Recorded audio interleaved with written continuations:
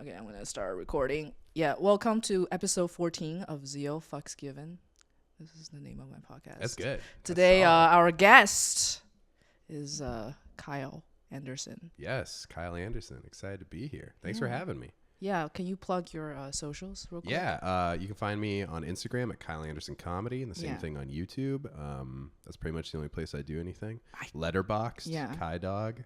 Letterboxd. If you're into Letterboxd, yeah. I like Letterboxd because it's like the only social media platform that like can't get political. Yeah. Because unless you're like really shoehorning in your beliefs into like a review of the substance. Yeah, I know. You can tell by him mentioning Letterboxd, he's a filmmaker. Yeah. I'm a filmmaker, a writer, comedian, internet documentary maker. I try to do a little bit of. Do you troll people? Stuff. Do I troll people? Yeah. I like to troll people. Yeah. Do you get into online political debates? I used to. I try to steer clear of it because it fucks with your mental, like getting in political debates on Facebook or Instagram screws with your mental state. I feel like it legitimately does, because even if you win, which you never win, there is no winning in any of these debates. Yeah. It's just strings of comments, and then the comments get longer, and they're always tagging someone who hasn't even responded in 4 fucking comments. And then they're like, I wasn't responding to you. I was responding to Cumslut42, you know?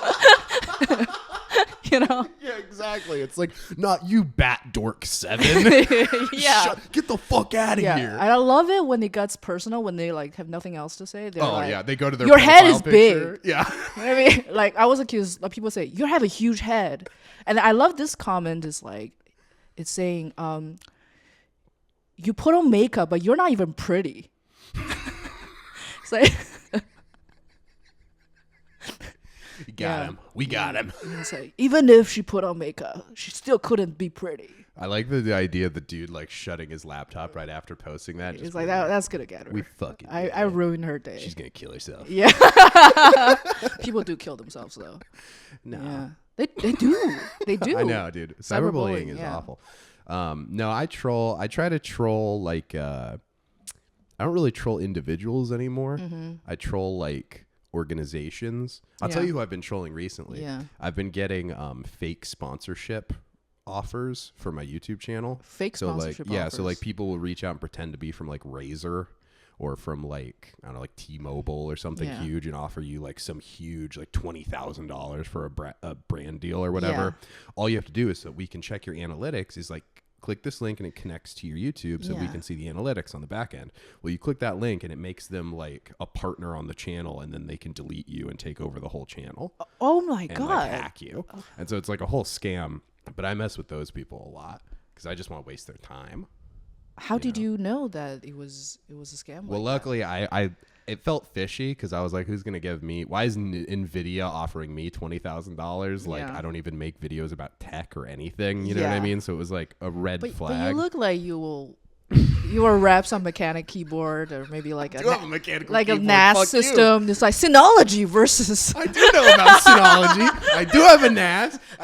Do you need a NAS or a DAS? Rate 5 or rate 0? You know. Now you know what I'm being Zeo's reviewing. Flaming my shit right now.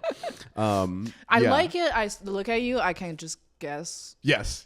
Like. You just know, you're like, this motherfucker is this tapped man loves on. Japan. He probably he has a Synology NAS system. He watched like camera lens review videos, but Fuck like you, 2 hours a day. Fuck you. Yes, like, I will. I'm not gonna buy it. He knows who Linus is. Yeah, I know who Linus is. Yeah, I know who that is. So, I've met Linus. Oh, you did? I've met Linus because I used to work for a really bad YouTube tech channel. What's a bad YouTube tech channel? It was just run by a complete piece of shit. Okay. He fucking sucks. And what do you review? Everything? Like, huh? What do you review? He would review like new cell phones or like new AirPods or like whatever, but like he was just like depressed and over it and like hated everybody who worked for him, so the job was awful. But he did one video where he collaborated with Linus from Linus Tech Tips. Yeah. And he was like a younger dude. Yeah. So he was trying to make Linus seem like he was like old and out of touch the whole video. And then Linus, so it was like the first part of the video was my boss's part. And then the second half of the video was like Linus's to lead. Yeah. And then Linus led it and just because my guy was my boss was a tech reviewer, but like didn't actually know tech. And Linus clocked that really early and then just made him look like a fucking oh my gosh, dipshit. he's getting owned. Yeah, he would just be like, so what does this do? Oh, you don't know? Yeah. So it's actually a 3 gigahertz, but and just I like love it all the specs. when men mansplaining to each other. Oh, dude. It made me feel like, yeah, they do that to each other too. Mansplain is one of the most ingenious creations that women have ever made. Yeah. Because it's like, okay, well, if I say more than 4 words. Mansplaining. Yeah, your time is up. You have a fucking trap card to play. Yeah. It's an Uno reverse. But this is my assessment of 90% of online debates or online discussion. This is the summary is I'm right, you're wrong. You're dumb, I'm smart. I fuck your wife and you watch. Bye. Yeah, it's pretty much. Everyone's trying to prove that. And it's just like people. My favorite thing in an online debate is when somebody is losing, so they start to tag 3 of their friends who like have like the same ideas. It's literally like somebody getting beat up and being like, "Wait, if my homies were here." He will fuck you up. Or when somebody tells you to read like a 900-page like legislative bill. Yeah. You know what I mean? They're like, did you actually read the bill? Yeah. It's like, no, none of us have read the no one's ever gonna read the fucking bill. There's no reading the bill. No, we're just all pulling things from our ass and pretend we're all this is the fact. Exactly. Yeah. When the fires happen, we're suddenly all fire experts. We're all air quality experts. My favorite is like when the fire happened, like my conservative friends was like, this has nothing to do with climate change, right? I'm like, since when you're so into like geology? Like, right. That's what school did you go to? Anything that happens, everybody, the power goes out in Texas and everybody's an expert on, well, you can't overload a grid like that. Yeah. You get a grid going from that decade and it's like, what the fuck do you know about grids, fucking Derek? See, that's why I think I'm better than them, because I watch those NAS videos. I'm like, oh, you need Synology. They're like to adapt new things, but the system is more stable. But if you go with Ugreen, things gonna. The only thing you're gonna want to make sure that anywhere you're hosting the unit has a high enough upload speed, because that's gonna dictate your download speed. Unit for. For electricity, because what if electricity go down? I have this bad boy right here. Allow me to shut down the unit safely within an hour. Fuck. And you also said that I watch YouTube videos over 2 hours, which is also true. Oh, that's me I love nothing than a 4-hour YouTube video. What do you mean you love nothing? I love nothing more than a 4-hour YouTube video. Like, it is. What is the latest video that you watched? Good. I watched. Well, I don't know. I'm working on a video right now, so I haven't been watching many of them. Yeah. The one I'm working on right now is weird. What is it? Can you? There's have you ever heard of Mamalorians? No. Okay, so you know the show Mandalorian? Yes. With the baby Yoda? Yeah. So this is a subculture online of women that don't have kids and want to like fill the like maternal space. So they take a baby Yoda doll and they like dress it like a baby and they like carry it around in public with them and stuff, and they like baby blog about their baby, but it's just and they call themselves Mamalorians. America is the best country in the world. This proves we've won. Because you can be a parent to a piece of IP. We've won. Like, there's no debate. Like, this is proof. Meanwhile, they're African kids that's mining blood diamond for 20 cents a day. There are African kids who have never had shoes, and in America there are kids' shoes that have never had kids. And my cousin in China is making that baby Yoda doll that they are using for more than the African kids. He makes $6 a day. Okay. The idea that there's children making the children making other people's children. Fuck. Society rules. Yeah, I have a bit about like, you know Yoni egg, right? Yeah. Yeah. Okay, I have one in right now. Okay, explain to people what a yoni egg is. So from what I know, a yoni egg is like it's jade, right? Or crystals. Or crystal. Yeah. It's like a crystal bitch kind of thing where you put it like up in your pussy. It's supposed to like heal you. Yeah, has like different energies. You know, you put it in, right? Like, there's one town in Jiangsu province in China, like 80% of all crystals, minerals, those things, the crystal bitches are buying are from those factories. Oh my god. So and what's the energy like in those factories? Well, just shoving the yoni egg from one bucket to another bucket while smoking a cigarette, and wife beater roll up here and they squat on the curb, and then they talk about how dumb Americans are. You know. And they have a great Chinese New Year because thank you for all the money that they're making. Right. How could you not think Americans are stupid if you're like, wow, they're really buying more shiny, stupid pussy rocks? Huh? Because I'm just so, hey, how's your business this year, Wang? Okay, I'm just making pussy rocks. Like luckily Gwyneth Paltrow got into these, so we've really been moving them. So I have a contact who's making the pussy candle. That's so like all those crystals, they come from. Is that because that area of China just has so much crystal, or is it because China is more willing to like do that mining and stuff, you think? I think it's a few things because we have a very big jade culture. Right. So we have a very sophisticated system in terms of polishing, from sourcing to polishing to manufacturing.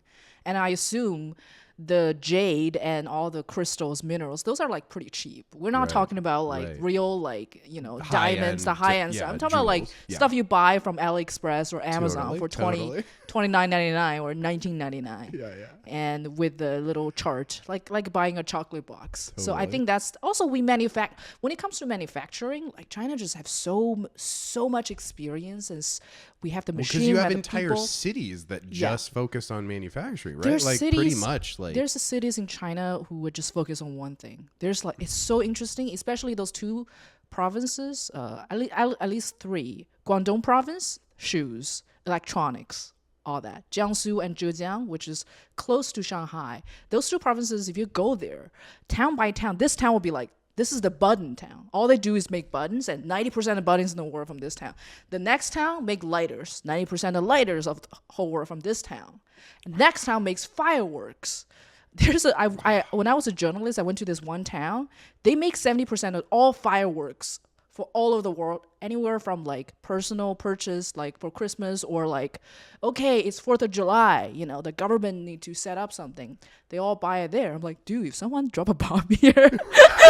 I've always thought it was insane that to celebrate our independence, Americans give a shitload of money to China and then pollute our air. Yeah, I know. Like, it's insane. I know, and they're all having a great Chinese New Year for all the pussy rocks that they sold. It's amazing. Sorry, I interrupted you. So we made your baby. Yeah, no, but that is such an interesting thing because, you know, America really prides itself on this culture of like innovation, right? Like being these like innovators and builders, and like we're like blue collar factory. Where in reality we had like, you know, Detroit was a car city, for like 30 years, and then you know, Japanese capitalism. That was the you know that was a bloodbath. Supposedly this whole capitalistic idea of like innovation and stuff, right? Well, what did it innovate? It innovated the fucking everything to Mexico. You know what I mean? It innovated the fucking jobs right away. Yeah. You know what I mean? Because it's like capitalism doesn't really push innovation. It just pushes like profit chasing. And where the system is like my problem with capitalism is that the number always has to go up. You know what I mean? And just not that's not how nature works. Yeah, and that's how nothing works. Yeah. And so it's like, no wonder every company has to falter. Every company has to fail. Like, yes, unless you become Amazon and then you can eat Google or Meta or whatever. Like, eventually there probably will just be one company that does everything ever, right? And they'll operate out of a bunch of cities, and you know what I mean? And they'll just be like, this is AliExpress City 1, and they make shoes, and this is AliExpress City 4. They have those cities in China. Like Foxconn, the iPhone factories. Like, I went to one of their bases in Zhengzhou. Been to a Foxconn place? Yeah, actually, yeah. That is like, that's one of my journalistic dreams is to it's go actually into it's not like when you think about you go there, you're like, oh, I have to dodge all those security. I mean, you can't go because you're white. They fucking kick you out right away. But I'm serious. Like, they're like, white guy, and they call the police, and your ass is over, out of there in like 5 minutes. Because we're all very efficient. Yeah, like, no. They show up in 5 minutes. Not like LAPD. Right, you have 30 minutes to run away if it's LAPD. Anyways, so when I was there, it's actually the whole city, about 3 million workers. It's a city with 3 million people, and they're all working for the factory. You just walk in, and then every day they're just hiring. There's like megaphone everywhere. There's like, go hire, go to this place. This is how much we pay. And then every day they will have 2 buses, morning bus and night bus, and bus like 2 group of people to the factory. So easy. You show up and you give them your ID. That's it. And they will ask you something. I was told. Yeah, they will check if you have tattoos. They don't want really tattoos. Yeah. Wow. Yeah. So I'm double out. So I was told. I don't know if this is true. Maybe you would know. I was told that for this iPhone. Yeah. Right. Yeah. For this iPhone to be made, labor, parts, everything. Yeah. Like, how much do you think it is? How much? $10. Yeah. $10 fucking dollars. Yeah. And then they charge, a new iPhone's what, $1,200? Like $1,300? Yeah. Like, the profit margins are fucking insane. And that's after labor. That's after paying these people. Like, they probably sell it for quadruple everyone's labor, and it wouldn't even change If it costs $10 to make in the factory probably make $2 on top of that, right? Or even $1 on top. So it really is $8 to yeah. make. Yeah, exactly. Because the factory has to make their money cut. too. Yeah. And they're not making much because all these manufacturing businesses, it's very low margin. It's all by quantity. Because you all want to undercut each other, right? Yeah. So it's like you're all trying to get a cent less is huge. It used to be 10,000 units. It used to be in Taiwan, Singapore back in the days. They have a lot of factories. Then they transferred to China because it's cheaper there. Now it's cheaper to do it in like Cambodia, Vietnam. Yeah, I see a lot more stuff made in Vietnam. Oh, the Southeast Asia is just a weird place right now. It's also the hub of like one of the biggest like international scam, Oh, you're telling me. Activities. I'm working on, this is like different, but I'm working on I'm working on a short film right now. And it's like kind of Power Rangers inspired. Yeah. So I had to get like a villain, like a bad guy suit made. Yeah. Right. Well, if you try to do that in LA, it's like $30,000. Right. Yeah. So I found an incredible cosplay person. Yeah. One of the fucking best I've ever. I'll show you his stuff and you'll be like, holy fucking shit.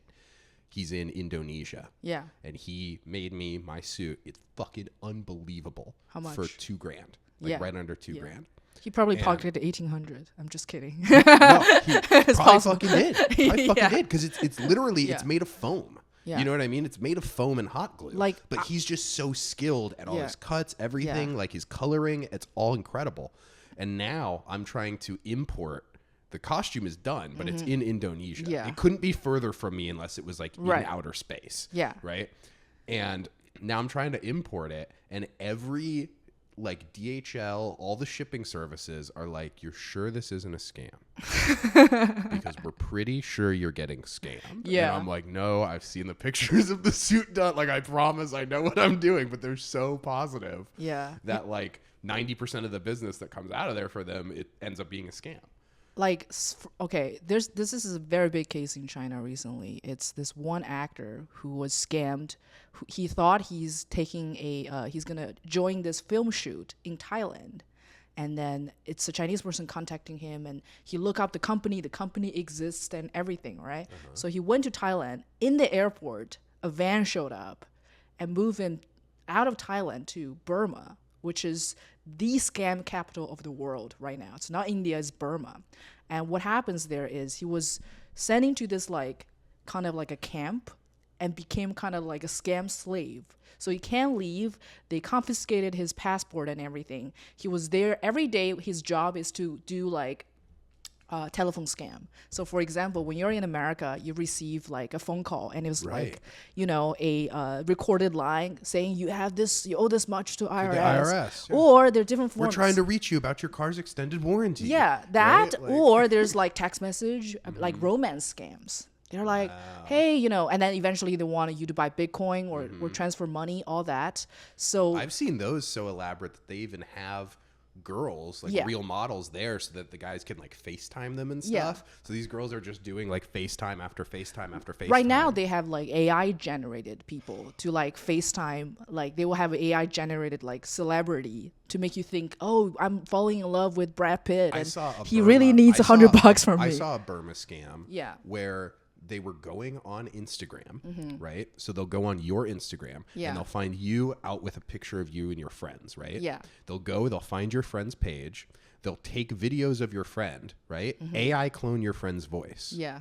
And then make like a fake profile pretending to be your friend and send you a voice memo being like, hey, my other profile got hacked. I really need your help, like blah, blah, blah. Yeah. And then want money from you and all this other shit. But though, like to make the AI voice model of a person is such like, I can't imagine living the life of one of these scammers. It must be so stressful. I know. So basically they're slaves there because they were shipped there, and then they would like go through training, and they was divided into different groups. For example, and they choose Burma because they're not, because it used to be oversight, used to be in Taiwan and mainland, and Chinese mainland police really cracked down those.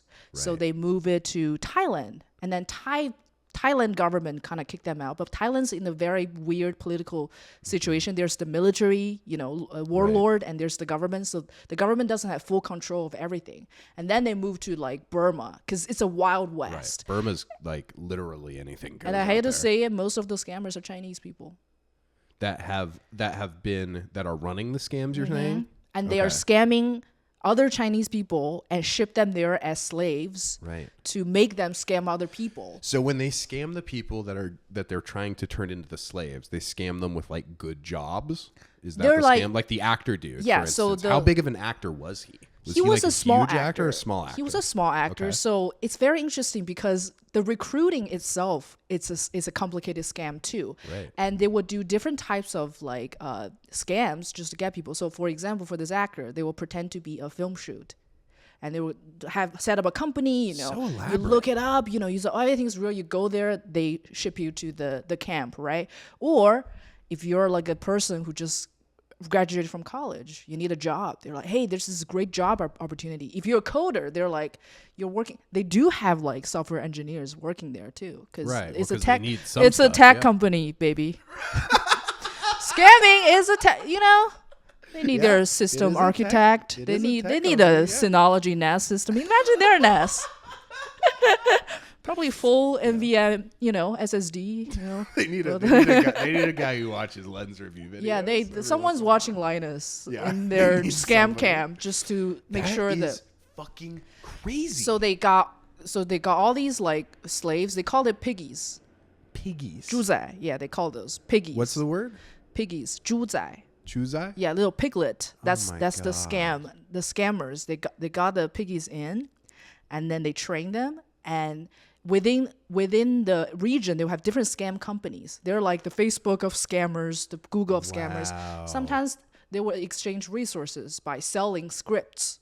The script is basically the whole road trip of a very elaborate scam. How to set this up? What do you say here? Right. And then you say that. If it's like a flow chart. If the other person says yes, you say this. Says no, you do that, and eventually you want to scam. And they divide the piglets into different scam groups. Most people are in charge of like China mainland. They speak Chinese. And people who have very good language skills, they will scam English market, the Americans, the Canadians, the Australians. There are even people who target Middle East, like oil oligarchs, like for those. Well, because what's interesting to me about this, it seems like a lot of the India call centers that I've at least watched, there's a lot of videos on YouTube where people like troll call centers or whatever, and there's some great ones where this guy like hacks into them and hacks into their cameras and like tells them what kind of shirt they're wearing and shit. But it seems like a lot of those scams are very broad. Like they're trying to scam like old people who don't know what a virus is on their computer. This is like hyper specific. Customized. We are making a whole scam to you. Yeah. Like designed to you. And when I was dealing with those email scammers, those guys who were trying to get my YouTube, my first email, their first email was like really bad. It was like 2 sentences, and it was like, clearly this is at not gmail.com. a huge company. Yeah. No, it was at like a Polish, like the Polish Gmail. .pl. Yeah, .plpol or something. And I went, oh man, that's crazy that Razer uses a free Polish email service. And I was like, try harder, guys. And then about a week later, they tried harder. And they sent me a way more convincing email. I could still tell it was them, but I was like, okay, they listened. Yeah, good. They take feedback. Yeah, they take feedback. You know, their QA team raised the ticket. So how many people are getting, I guess there's no other word for it, are getting trafficked into these scam operations, would you say? I think it's, the total number is about a few 100,000 to like a few, like at least a few 100,000. It's a city. Yeah. It's a city's worth of people. It is. And then, the thing is, the local government knows all about it. The reason why the stolen city of scammers. Basically, they pay tax. And it runs just like a normal, like Apple like a real campus. Business. Yeah. So what they do is they will pay them salary. They're slaves. They can't leave. They pay them salaries. And how they fleece the money back is you go to the restaurant, you go living in the whole city, and they will charge you a premium. Burma, it's not a very rich country. Right. People make what, like $100 a month, but over there, like a burger could be costing $10, like you're in Los Angeles. So yes, they make money, but all the money will be like goes back to the company. Goes back to the company, and and if they want to leave, some of them got their hand chopped off, got a finger chopped off. Some of them, like, okay, you want to leave, they will have a price tag of this piglet, which is the scammer, their own scammer. They'll be like, okay, it's a ransom situation. I have set a price tag. Usually it's like 200,000. So if you can like Chinese scam that much money, then you can buy your own freedom. Is that yeah, what you're basically, saying? No, you call your parents like $50,000. Your son will be back. And luckily, if you have rich parents, they can get you out of this. Yeah. So but if not, it's like you're here. Yeah. Or you're leaving or you with die. no hand. Yeah. Or you're leaving with no hand. Or some people get shot to death. And this actor was able to make out because his girlfriend got worried. And his girlfriend very soon find out, okay, he became one of those piglet. And the girlfriend got set up an online campaign, and it became a huge news in China. Chinese government pressured Thai government. And Thai government worked with Burma government, and they're like, sure. And they got him out, but the companies are still there. So They're much business going on. as usual. Right. Yeah. It's one person. And they have their own military force too. You're kidding me. Yeah. It's like any like cult like organization, they have their own military. Always. They have their government relationship. Are we people. talking like helicopters? Are we talking armed? Like they're like all armed? Guns and stuff, because first of all, that's like basic security. If the in piglets Burma, want to in Burma, that's basic security. No, if the piglet want to get out, it's like right. one bullet. That's this is and then I really hate to say it, a lot of those are run by Chinese people. Chinese people are like yielding Chinese piglet. Right. And the other thing is they also call those target of romance scams. They call the victims pigs too. We call it 杀猪盘. It's like you raise the pig to make sure it's fat enough, then you slaughter it. Yeah. So you don't just slaughter it when she can spit out $50. You want to make sure, she gets deeper and deeper into this fake relationship. Then you cash out at a perfect time. Crazy. It's also like, I had a friend of mine who's from China. He was trying to explain to me like the mindset behind like the Chinese government and stuff. And like the way that he explained it to me was like, because we were talking about like the organ harvesting stuff, right? Yeah. And he was like, you don't understand. Okay, the Chinese government views it like this. Yeah. Are you Chinese? Yeah. Yes. Yes. Then your organs are Chinese. Yeah, of course. And if these are Chinese organs, who do they belong to? They belong to China. Yeah, like, you know what I mean? He was like, people, this is a different, like, it's not your autonomy. It's like, but that's just but I also have a Western view of all this stuff. You know what I mean? Like, but the idea of, like you were saying, of these Chinese people that are then selling out other Chinese people into slavery like this, is that... Like you clearly have a viewpoint on this of like, that's very shameful. That's awful. You know what I mean? This is a horrific thing that's happening. Would that be shared by the average Chinese business person, or is there a more cutthroat culture in like, well, you have to do what you have to do to get ahead. You know, they're running their business this way. Like, how would it be viewed How did Chinese people view I mean, this? Chinese people are not crazy. Right, They obviously they think this is fucked up. Okay. You know, they're not thinking like, oh, yeah, sure, you fucked up. You know, Right, that's why right, you're a right. piglet. Fuck you. You know, like, Well, because there's probably a lot of American people Okay. that would think like, oh, you went down there. What'd you think? You were going to get this great job? You're an idiot. just disclaimers. Chinese people are generally against slavery. Okay, can we put a pin on that? But what I'm asking is more of like, is this whole practice seen as slavery there the same way that like you're explaining it to me? Is it seen as clearly like that, or is there like, I guess what I'm getting as is the business aspect of it big enough to overshadow? Because a lot of what, you know, there's a lot of stuff that like Amazon will do that is, you know, a quarter cup away from slavery. Yeah. You know what I mean? Like there was an Amazon thing where there was a hurricane or a tornado warning nearby, and they wouldn't let the staff leave the warehouse. They made them keep working during this tornado, and then the tornado came through and murdered like several employees. When was this? 2 years ago, maybe 2 or 3 years ago. But they also have like a timer for your pee time, right? Yeah, they have pee timers. They have, dude. I was working on a thing. I did an interview for Amazon to be a delivery driver because I wanted to know what the process was like. So interesting. It was one of the scariest things I've ever experienced. Okay, what was your experience? Okay, so I go in. It's an Amazon fulfillment place. It's probably like 6 blocks long. Like it's huge, right? I go in there and you're in this giant cafeteria, huge cafeteria. Yeah. Okay. If you've ever seen the movie Nomadland, it's the exact same cafeteria. Okay. They build them in every warehouse, and they all look this. They have the same chairs. It's how big are we talking about? It's like Square footage was like probably just the cafeteria is probably like almost the size of a football field. Good Lord. Right. Okay. Like, and the building is way bigger than that in the back. Right. Yeah. So in this cafeteria, people are on their lunch breaks. Yeah. They are doing my job interview at one of the tables. The table next to me, a person is getting fired. The other table next to me, there's another person getting a job interview. And the other people are eating lunch. So it's like they want you to see that you are replaceable. We're bringing on new people all the time. They want you to see people are getting fired. That's Don't fuck up. crazy. You know what I mean? Like on your break, you need to see this shit. You know, like that's why they're doing it in front of them. Right? Like, so I meet this guy. He gives me a number. Yeah. And he goes, hey, just so you know, during the interview process, I can only refer to you as the number. That's a culture in a lot of Chinese companies too. Really? They will assign a number or a nickname, and that's it. And when I say nickname, it's not like your name is Kyle, so it's K. So it'll be like, you know, I don't know, Puppet. You're Puppet now. I'm never gonna call you Kyle. That's interesting. You'd be working with someone for 5 years, and that person only know you as Puppet. Doesn't know your real name. Yeah. That's so, or just knows your number. Or your number, you're 435. It's like kind of like Squid Game. That's the prison system, right?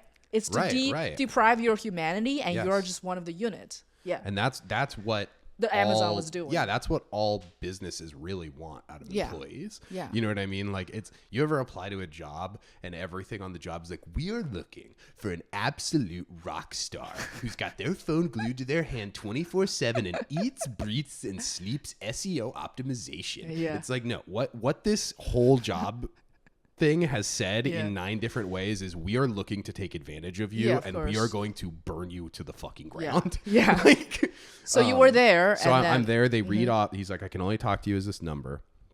And then he goes, and just so you know, this might be weird. The whole interview's scripted.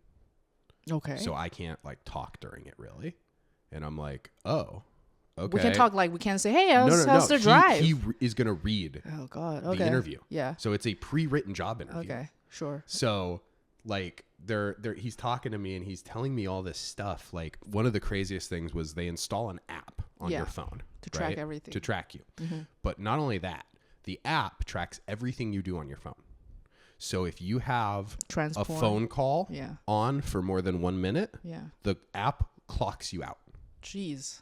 If you open YouTube, the app clocks you out. Yeah. What if you watch trans porn? you get a promotion. Yeah. Okay, good. But like it was all this stuff to make sure. And then the first day of work, they have you sit in what they call the Nexus. Okay. Oh, and it's a seat. It's with all these screens, right? There's like dozens and dozens of screens because all of their cabs for all of their cars have cameras filming the drivers. Yeah. And so they're like, if you start doing anything weird, anything bad, what if you need to pee? If you need to pee, you have to figure it out because you have, here's the thing, right? They're like, oh no, you can take all the bathroom breaks you want, but you have to deliver 250 packages an hour. Mm-hmm. An hour. Yeah. That's why they got delivered so fast. That's more than one a minute, right? Like, so I'm like, how do you do that if it's more than one package a minute? And they're like, well, we route you to a lot. This was specifically for like Koreatown. Mm-hmm. So they were like, we send you to a lot of buildings that need, 100 packages delivered. Mm-hmm. And then you deliver it into that one building, right? And I'm like, okay, I could kind of see how that works. They go, now you have to park legally. Yeah. And I go, what do you mean? They're like, it's Koreatown. Right. First of all, it's Koreatown. Yeah. You'll never find parking anywhere in Koreatown, for those of you who aren't in Los Angeles. And second of all, it's a giant Amazon truck. Like, you can't park that anywhere in Los Angeles, really. And if you've ever driven around in Los Angeles, where is an Amazon truck always? It's in the middle with the hazards on. With the hazard on. Right. Yeah. And so they tell me that you can't do that. And if you get a ticket, Amazon doesn't pay it. It's on you, and you are suspended from work for 2 weeks. I'm so glad you're telling me this because this has been the practice in China for Chinese delivery people. Really? For like years. My dad is doing it right now. My dad deliver McDonald's and packages. That's his job. So they have like a Chinese equivalent to like Uber Eats over there? The thing is, like, we have the Amazon's more close to JD.com, which is our version of Amazon that sells mainly electronics, but also everything. But besides that, there's like maybe 20 to 30 different like UPS services. They all compete with each other. It's the ultimate capitalism competing market. Right. And they all have like my dad got like one Chinese dollar per package. That's like 20 cents. Wow. That's how he was getting paid. And then you have this time, and then if you clock out of your time, there is a penalty of 300. So you're just always on the run. And I remember there's one news, they will give you updates, right? Okay, your driver... So wait, a penalty of 300 what? Of $300? No, or 300 yuan. Like... So you make 1 yuan, which is about like 15 cents to 20 cents based on the... But you get docked 300 packages worth if you're late? Yes. Holy fucking shit. That's insane. So they really don't want to be late. And then, when you have a delivery, they will give you updates, right? Okay, so the package is in this like hub. Now it's on the way to next city, blah, blah, blah. And then the last mile will be like, okay, your driver's on the way. Like Amazon will only say your driver's on the way, delivered 2 blocks away. But over there's one time the delivery guy got into a car accident. So this guy was like receiving all the updates. And the update is like, your delivery driver is in a car accident. The package is in the river. Your delivery driver is bleeding out. Yeah. The package is deep underwater And then they reroute it to somebody else. He still got it in like within a few hours. That's crazy. So here's my take. I think it's very dumb to think, oh, Chinese people, they're just more cutthroat and amoral, or Indians, they're just, or whatever, insert race. Mm-hmm. I feel like no matter the circumstances and country, when people are given a chance to exploit other people, there is no limit. Yeah, they will always do it. It's like true. I used to have this like naive image in my head. I was like, yeah, in America things are done differently, not because of moral reasons, but because to save face, their culture just feel like you can't do that. So no, they're doing everything we're doing. Yeah. They're adopting everything and make it even more cutthroat. Yeah, 100%. It's no different. Well, and then the narrative then is that like you said, we view ourselves in the West as like, really empathetic and like really, like you said, we have to, we're individuals, and we art and rock and roll, baby. And like, you know what I mean? Like, and then the like stereotype that's been shaped with all the propaganda is that, these cutthroat, companies and, the Roxxon who just installed, they're just like, fuck, we're just installing nets. We can't let Huawei in because look at how they treat their workers. I'm like, dude, talk to a fucking Amazon warehouse worker. Like, exactly. Ask how his day is. Exactly. It's crazy. Well, like I really like the game, the new video game Marvel Rivals, right? Which is like Overwatch. Yeah. And I guess there was a thing, you may know more about this, but a thing where Blizzard got into trouble in China. Yeah. Right? So Blizzard got into trouble over in China, and their punishment was you can't sell in China for like 3 years, right? So basically Overwatch 2 kind of just didn't get to come out in China. Yeah. And so Marvel Rivals has been the only game in town. Yeah, that's Blizzard that in can't that sell kind of anything. formation, yeah. And now the thing has expired. So now Overwatch can be sold in China, right? But the rule that the Chinese government made was you have to partner with a Chinese company to sell in China. So now NetEase, the company that makes Marvel Rivals, is going to be in charge of Overwatch in China and are going to have... Okay, sorry. You're good. Mark, can you stop the vacuum cleaner? Speaking of automation, that's my Robo Rock by Chinese company Xiaomi. It has scheduled cleaning. It's cleaning right now. And it's a slave. It's a slave. And I enjoy it very much.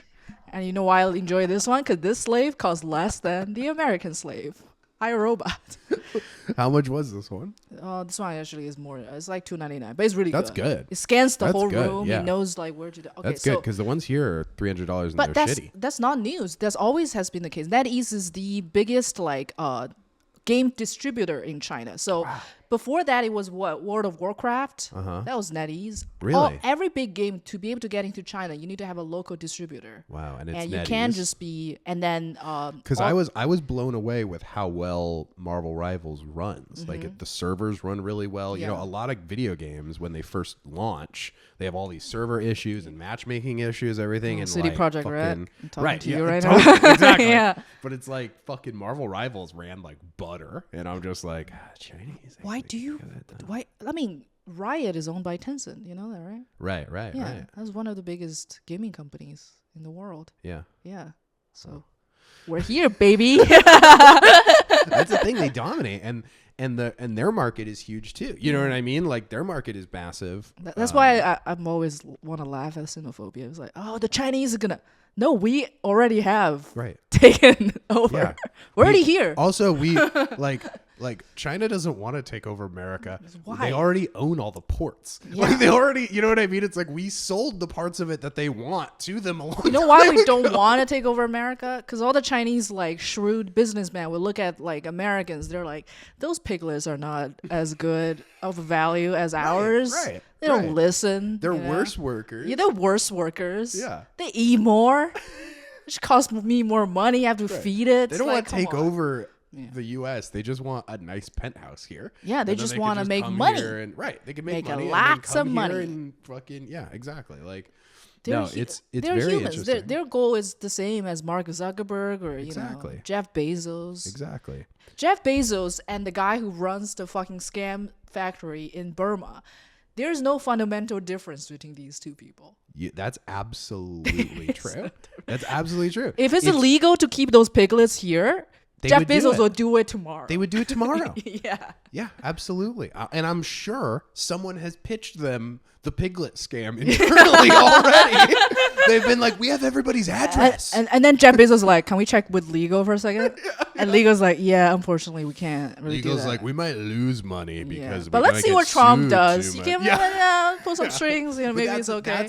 That is what I feel like has been interesting in Western society in the last. I was talking to one of my friends about this yesterday, and she was like, do you feel like Western media literacy peaked in like 2011?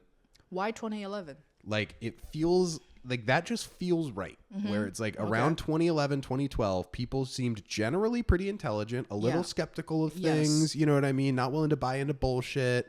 And then like you got Trump, you got all this misinformation stuff, and it just created this whole, this whole untrust of any source. You know what I mean? Which is so terrible. And you're seeing that now with like anytime a scientist says anything or a doctor says anything, people in the comments are like, yeah, right. Yeah, right. I don't believe it. So I know more about stem cell research than you. Right. It's like these people think, you know what I mean? And so you work for Amazon warehouse. Right. You are a piglet. And then you're a piglet in the Amazon warehouse, and your bladder's being really rough today. Because you have 15 seconds to pee. But on that 15-second pee break, you're commenting about the fucking 2019 budget of the United States military or something you know nothing about. No, and so I you know, it's interesting like where Western media literacy has gone to, because I feel like it's now at a point where it's maybe irreversibly cooked. It is cooked, and also, to be honest, I'm a liberal, but I'm not like right. that. I'm a liberal. I'm a leftist, but I'm not. I can't get down with the Democrats anymore because they just fucking suck. But there's one thing when people argue too much regulation, it's just gonna like, bro, if there's no regulation, Jeff Bezos is gonna have human traffic piglets. Yes, he'll have piglets in 2 weeks. That's and that's what Trump is more into than I feel like almost anything else. I think that a lot of the racial stuff, a lot of all that stuff, I think Trump believes all that shit. Mm-hmm. But I think he also knows that the more I play that up, the more that stuff gets the biggest headlines. Yeah. And then anything I do to deregulate the railroad industry, that's not a very sexy headline. If nothing else is happening, that's a really sexy headline. But when I'm saying I'm going to, like, you know, build a giant infeasible wall across half of a country, or I'm going to, like, you know, deport all these people or whatever, like, he knows that that gets people more emotionally riled up than, oh, I'm deregulating drilling. You know what I mean? Like, but he's really making his money on deregulating all that shit for him and his buddies, you know? Like, here's the thing. I would rather watch 10 horrific trans cartoon about internet gas, you know, and safe space and Snowflake. Right. I watch 10 times that than seeing people getting sent to Guantanamo Bay for being illegal immigrants. They're sending them to Guantanamo Bay. Like, I thought it was like a fake news. You know? Is that real? It is. They're sending people. They said they're going to be put in Guantanamo Bay. My fucking God. It used to be cages. Now they run out of cages. For, you know. And then they're, you know, when the left's take over, it's all going to be those DEI trans shit. I'm like, yeah, but I can't deal with that. That was just a few eye rolls than right. this. Right. You know? Because it's like, yeah. Well, I mean, ultimately, like, the DEI shit is so funny to me because it's like, any of that Republican stuff, if you just take it one step further than they're ready for you to take it, they don't like it anymore. Yeah. Right. So, like, they all hate the DEI stuff, right? And they all go, a person should get hired on how good they are at the job. Based on nothing merit. else. Based on merit. It's good. Okay, cool. So we're getting rid of that thing on job applications about whether or not you're a veteran, right? Yeah. I think that's... Or are we still hiring? Or are we hiring veterans? I think they're overturning a lot of the civil rights movement stuff from like 1968. Yeah. I think that's like after Martin Luther King, they passed, like, you know, Equal Opportunity Act and all that. They're trying to overturn some of that. Yeah, I believe it, because it's like, but that's what I'm saying is, like, they're not ready for you to turn it on like, okay, so the veterans shouldn't get special help either then. And they go, well, they should, they help the country. It's like, okay, so then not based on their merit. No. So based on merit for some people. Yeah. Okay, interesting. That's you know. But what I think is interesting is, like, he's like a populist candidate for some reason. People think he's speaking. I don't know if he's speaking for the people, but people voted him in. Yes, he is a populist candidate. People believe that he is honest. Like, his base believe that he is honest and he's speaking from the heart and he's not controlled by the bigger. See the inauguration? Do you see the fucking billionaires that's just standing like behind him? All the reptiles are in the room. Like, figuratively, like, the Illuminati is there. Like, right. The fact that anybody can think that, like, because to me, Trump reads as like a cartoon con man. You know what I mean? Like, if you were going to put a con man character like in The Simpsons, you know what I mean? Like, you'd make him like, he's big, he like clearly is a scam artist. His like hair is fake. He's got like a bunch of fake tanner on. And then like all these people are like, I mean, he's the only person speaking any damn truth. God. And I'm like, you're like, and I really think that it is, you know, he had said in an interview, like, if I was ever, because he was a Democrat for a long time. Yeah. He was like, if I was ever going to run for president, I'd run as a Republican because they're easier to control. And it's like, yeah, dude. Like, yeah, dude. Like, it's not even, and the other problem is that the Democrats are so fucking inept at actually doing anything. You know what I mean? Like we had a Democrat president for 4 years, and it felt like nothing happened. Right? I literally don't know who are they gonna groom next to be the next. Who the fuck are they gonna do? Who do they have? They want Gavin Newsom next, and I'm like, I think he looks like American Psycho. Like that's probably a good thing. Now I think I look at this whole country has become so dystopian. I'm just I dug into Gavin Newsom's history a little bit. Very interesting. His ex-wife, after the divorce, actually dated Donald Trump Jr. and was engaged with Donald Trump Jr. until a few months ago, actually. You know why they got divorced too? I don't know. Apparently Gavin Newsom, I believe, cheated with his the campaign wife, manager's wife. No, chief of staff. Oh, chief of staff's wife. Jesus Christ. So Gavin Newsom slept with the wife of his own chief of staff. Way to cuck your own employee. Dude. Good job, Gavin. Dude. And then the whole time he was like, "You piggy." I know. And also, in the meantime, the ex-wife, she was accused of sexual harassment by her assistant in Fox News because she became this advisor for Trump's, campaign trail. Right. After which is weird. And then she was accused of sexual harassment because the assistant accused her of like walking around naked and just like keeps talking about how big Gavin Newsom's dick is, you know? It's crazy. This is crazy. And then after that, Gavin Newsom remarried, right? He married this woman who is a documentary maker, just like you, feminist documentary maker. But she was a Republican until the day they got married. Then she switched from Republican to independent. And I love this shit. This is why I think he should run for president, and he probably can win. He has enough scandals, like he has enough sex scandals attached to him, which upped his chance of I think winning. You're right, because it does tell people, it's like, I disagree with his politics, but I know he lays down pipe. Yeah, like, I know he fucks. If I were Gavin Newsom, like in the debate, I'd be like, my dick is bigger than your dick. I can prove it. Well, I saw John. Whip it out. John Gabris said something really funny where he was like, The Rock can't play the president in a movie now. Yeah. Because The Rock might just be president. Yeah. Soon. You know what I mean? Like, we're at a point where it's like, yeah, I don't know, man. A Kardashian might take it.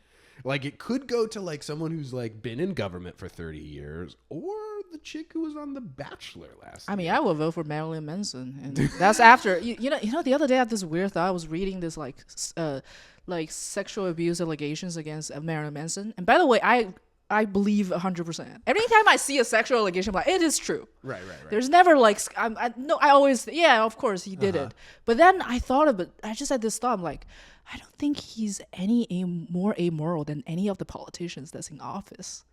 Right. I don't think he's any worse than that, and that's just sad. I mean, the sad truth too is that like my core fundamental problem with the Democratic Party is the reason I actually left it for this election. I joined the Peace and Freedom Party. Oh God, that is so queer. I'm sorry. It rules. Ass, dude.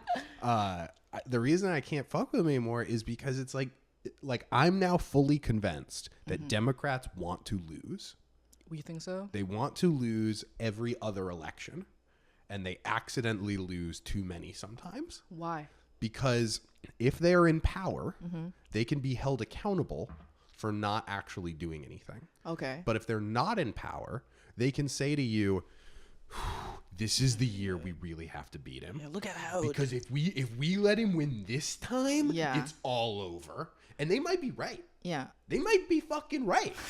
But also, hey, if we vote for you, all we get is you move the goalpost 3 years, and then in 3 years you're like, okay, guys, I know I said last time it was really bad. We gotta get him out. You know what I mean? And so the Democrats the thing that changed everything for me was when you look at the donation numbers on a year where they are trying to go against a Republican who is sitting in a seat versus a year where there's a Democrat already in that seat. It's like 20%.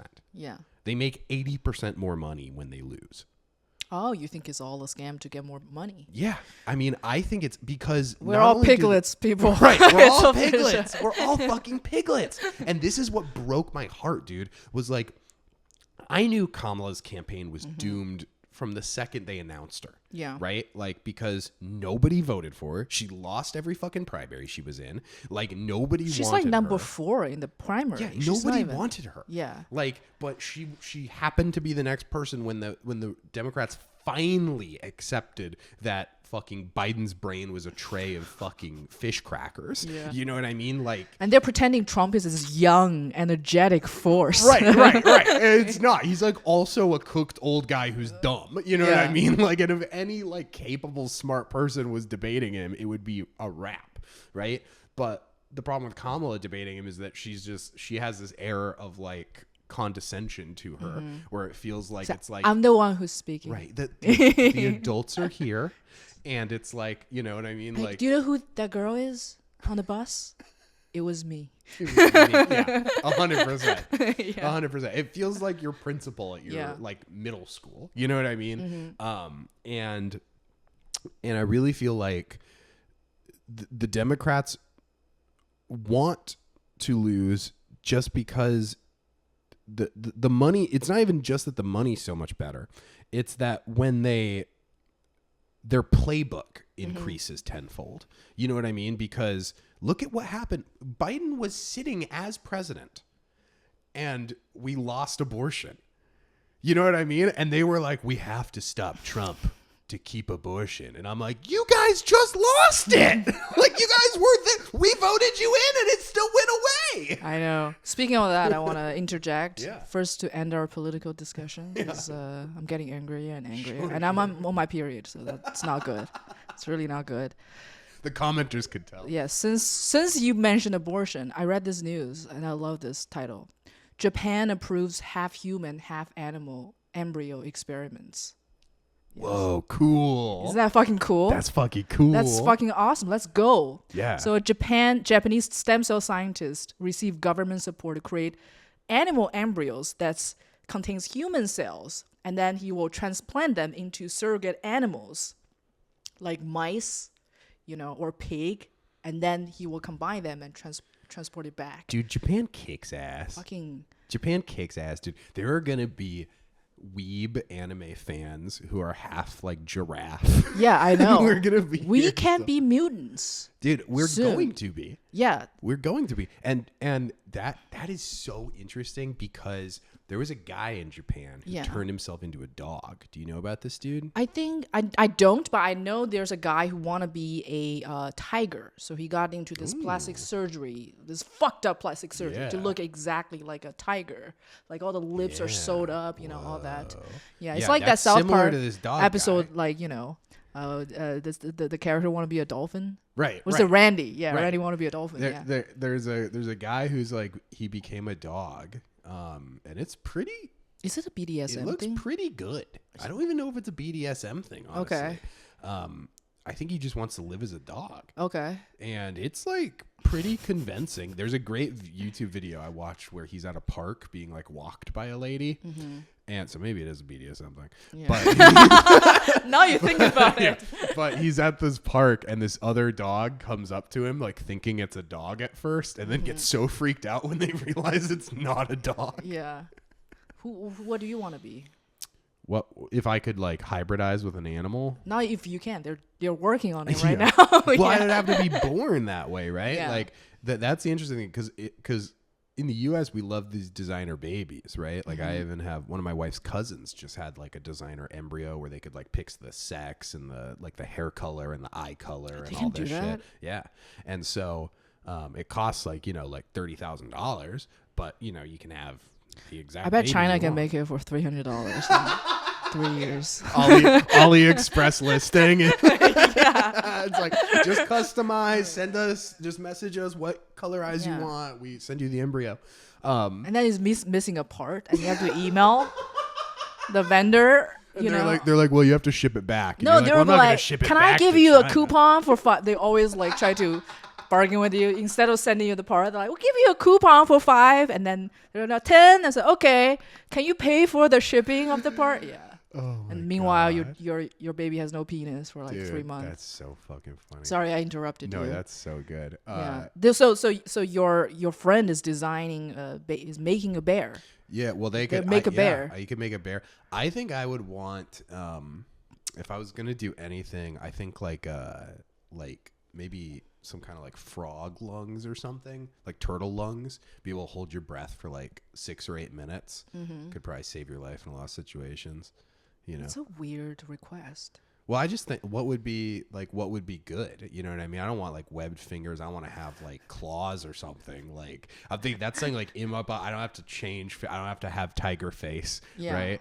But if if the house catches on fire, I'm not the one inhaling smoke. I have frog lungs. And that's what Ash wants in Pokemon too. What would you do? What would I do? I always like birds.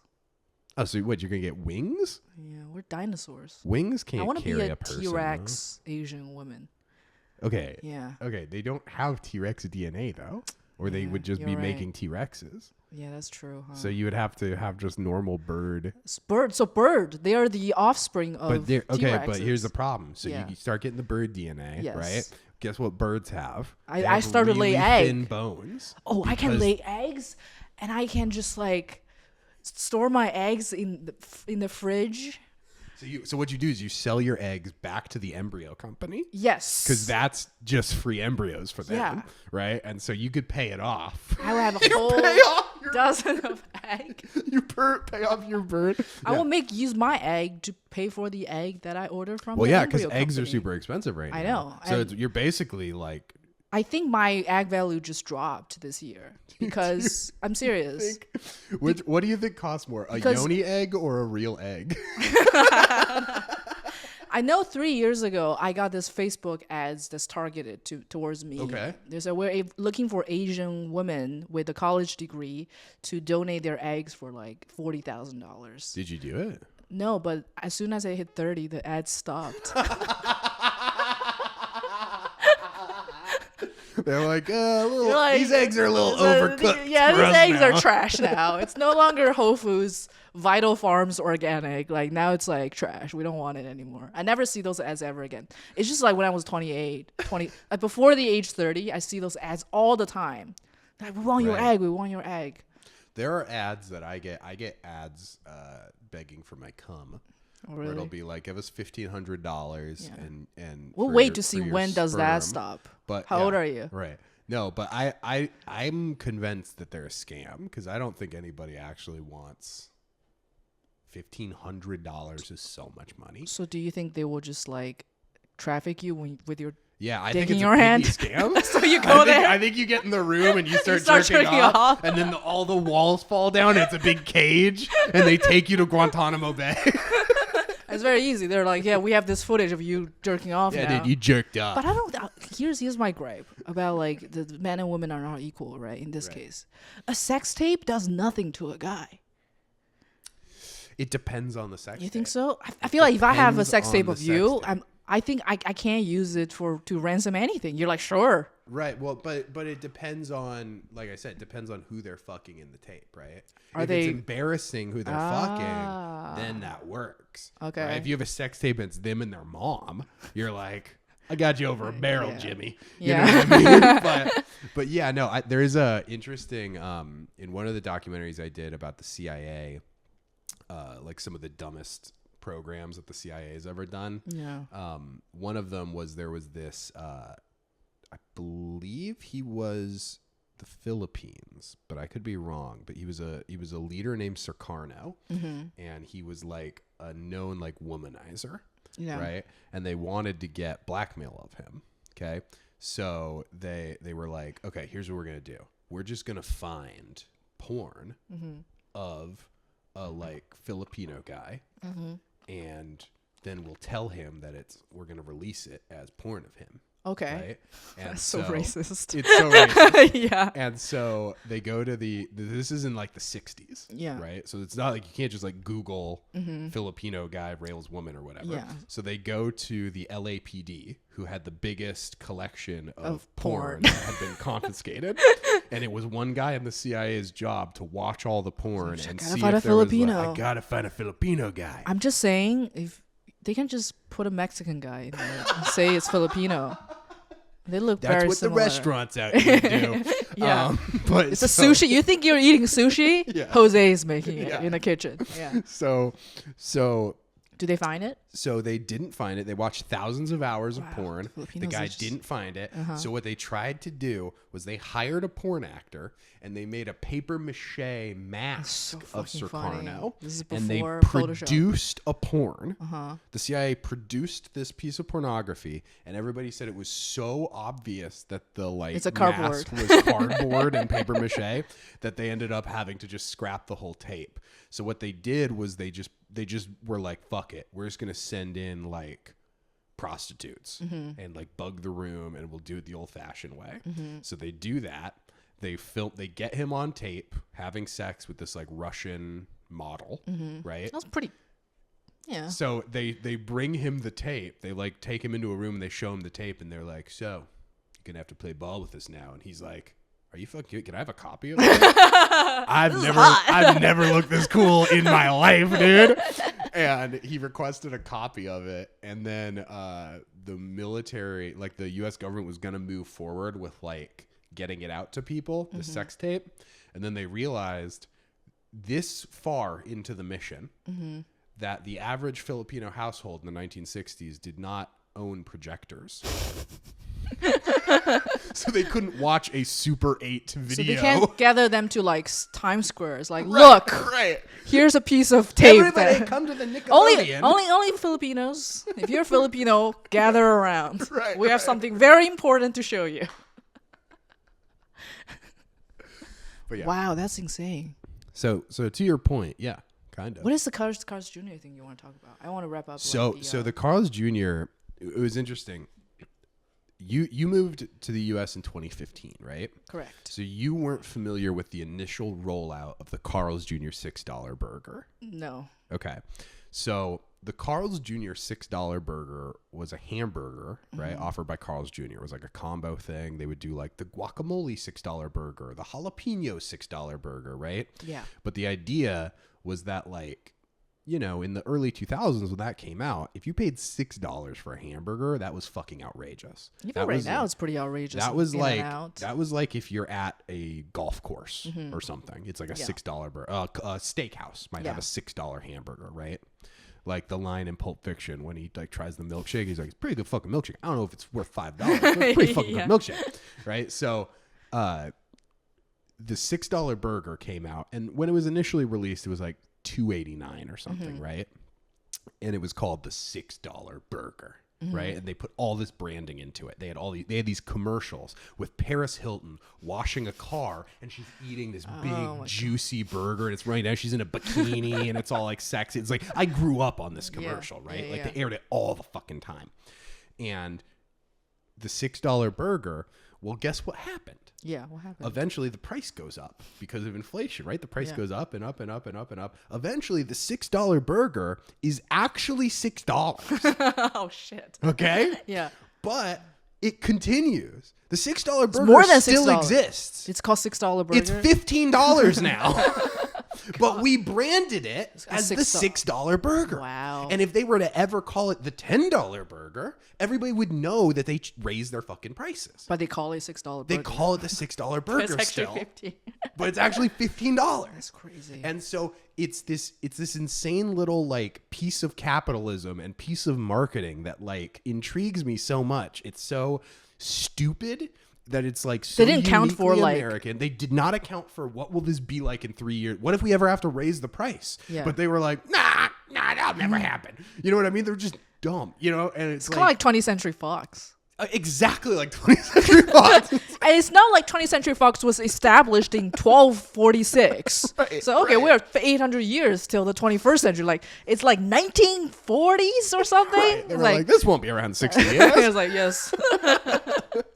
No, but I think it's so interesting to have this little piece of this little like reminder, this subtle reminder, because people were saying, like when these tariffs were being discussed, right? The Trump tariffs, that like these people on Twitter were like, let me put it to you this way. Here's what the price of a McDonald's hamburger costs now.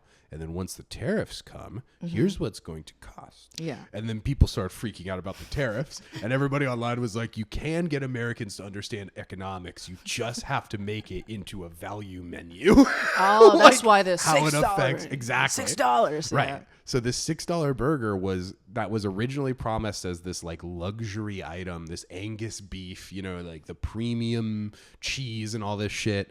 And now, I mean, it's just another shitty burger that they have, but it's called this thing that's like, I don't even know if they offer a burger that's only $6 By the way, now. Carl's Jr. tastes like shit. Yeah, Carl's Jr. Hey, Carl's Jr., you fucking suck. This podcast brought to you by Wendy's. There is a Carl's Jr. in Koreatown. There I'm is. like, who goes there? Who goes to I think only Korea? Proud Carl's Boys Jr.? go there to have like a convention. You know, I had a friend, one of my Chinese friends, for a while, his job when he first moved to America was being a tour guide for Chinese businessmen, right? And he would say that, you know, Filet-O-fish. well, no, quite the opposite. Yeah. He would say that he would want to take them to like, you know, because they just want to go to like strip clubs and gamble and like eat, right? So he'd be like, I want to take them to like an American strip club. I'm going to take them to In-N-Out. You know what I mean? Yeah. Like I'm going to give them like an LA, like a Los Angeles experience. Yeah. And they're like, no, we want to go to the Asian whorehouse. We want to go to an Asian, like we want to go to a Chinese restaurant. You know what I mean? Like, but we want to go to it here. I don't even know where the Asian whorehouses are.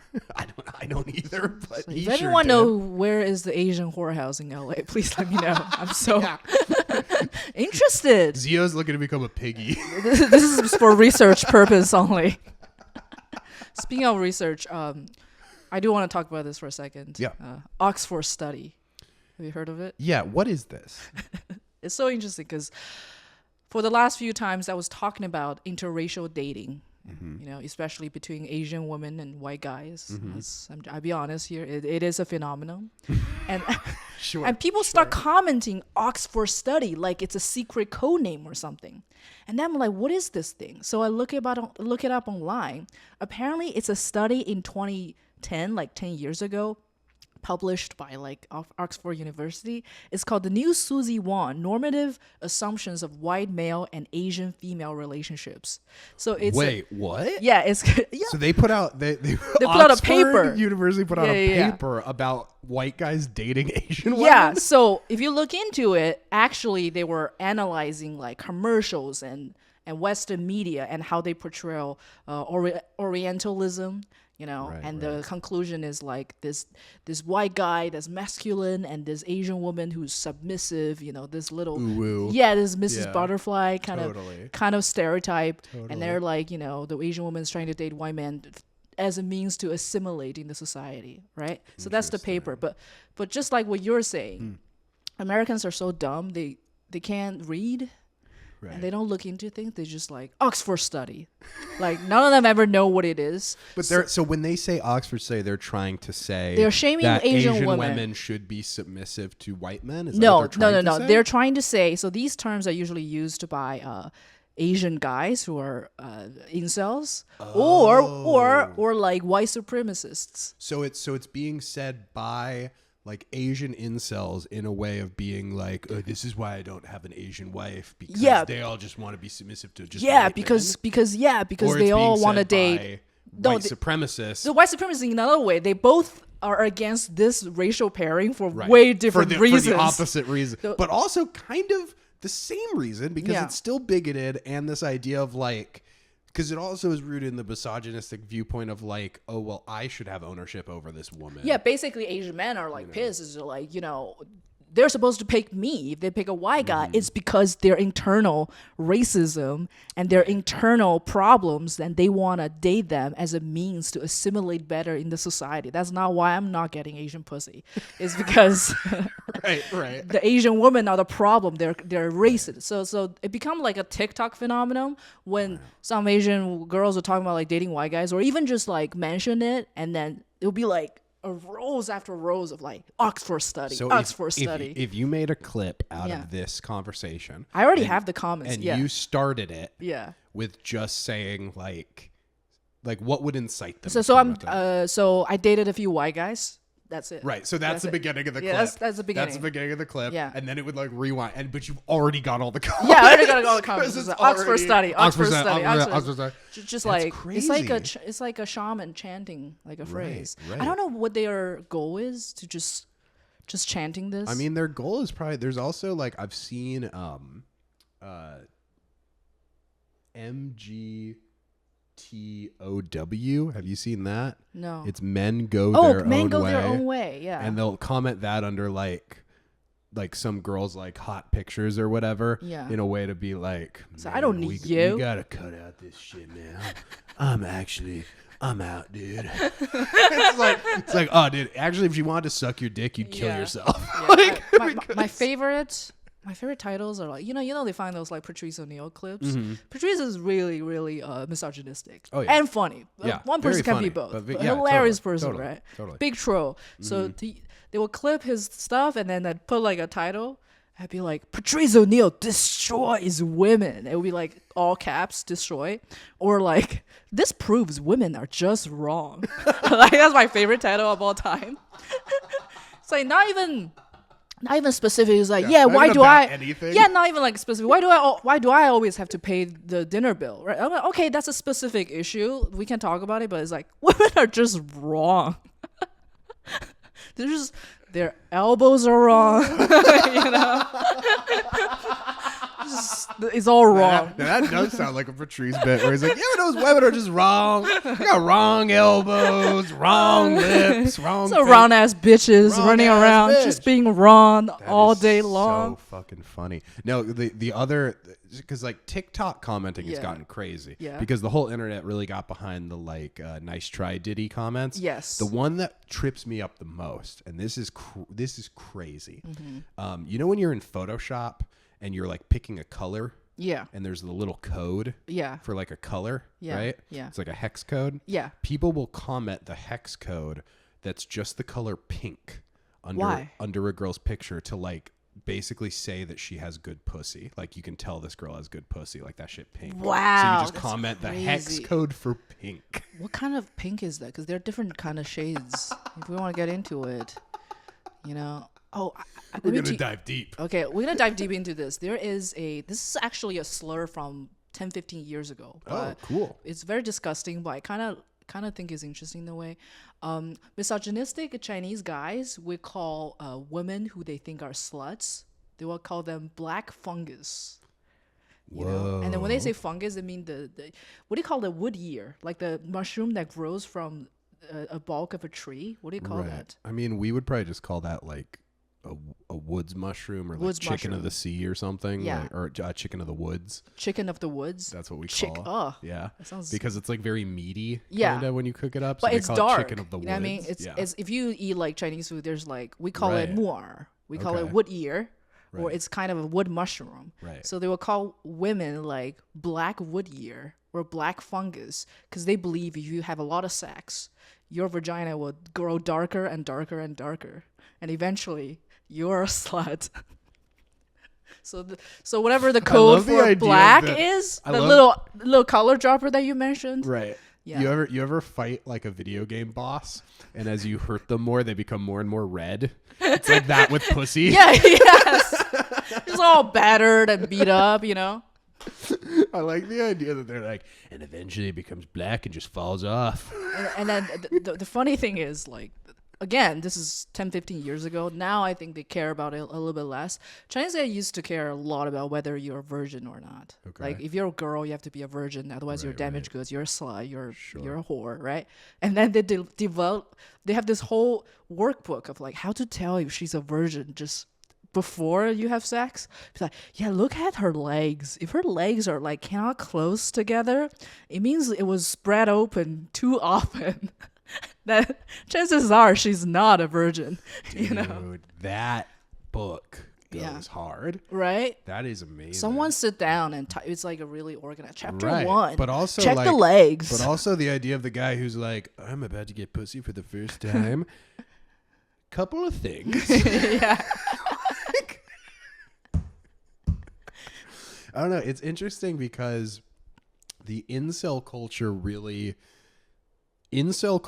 spans across space and time. Yes. You know what I mean? Like incel culture will really, like, there is no language barriers for incel culture. You know what I mean? Like that is one of those things that is constant. Like you were talking about like the constant of like people subjugating other people, taking advantage of other people, right? Yeah.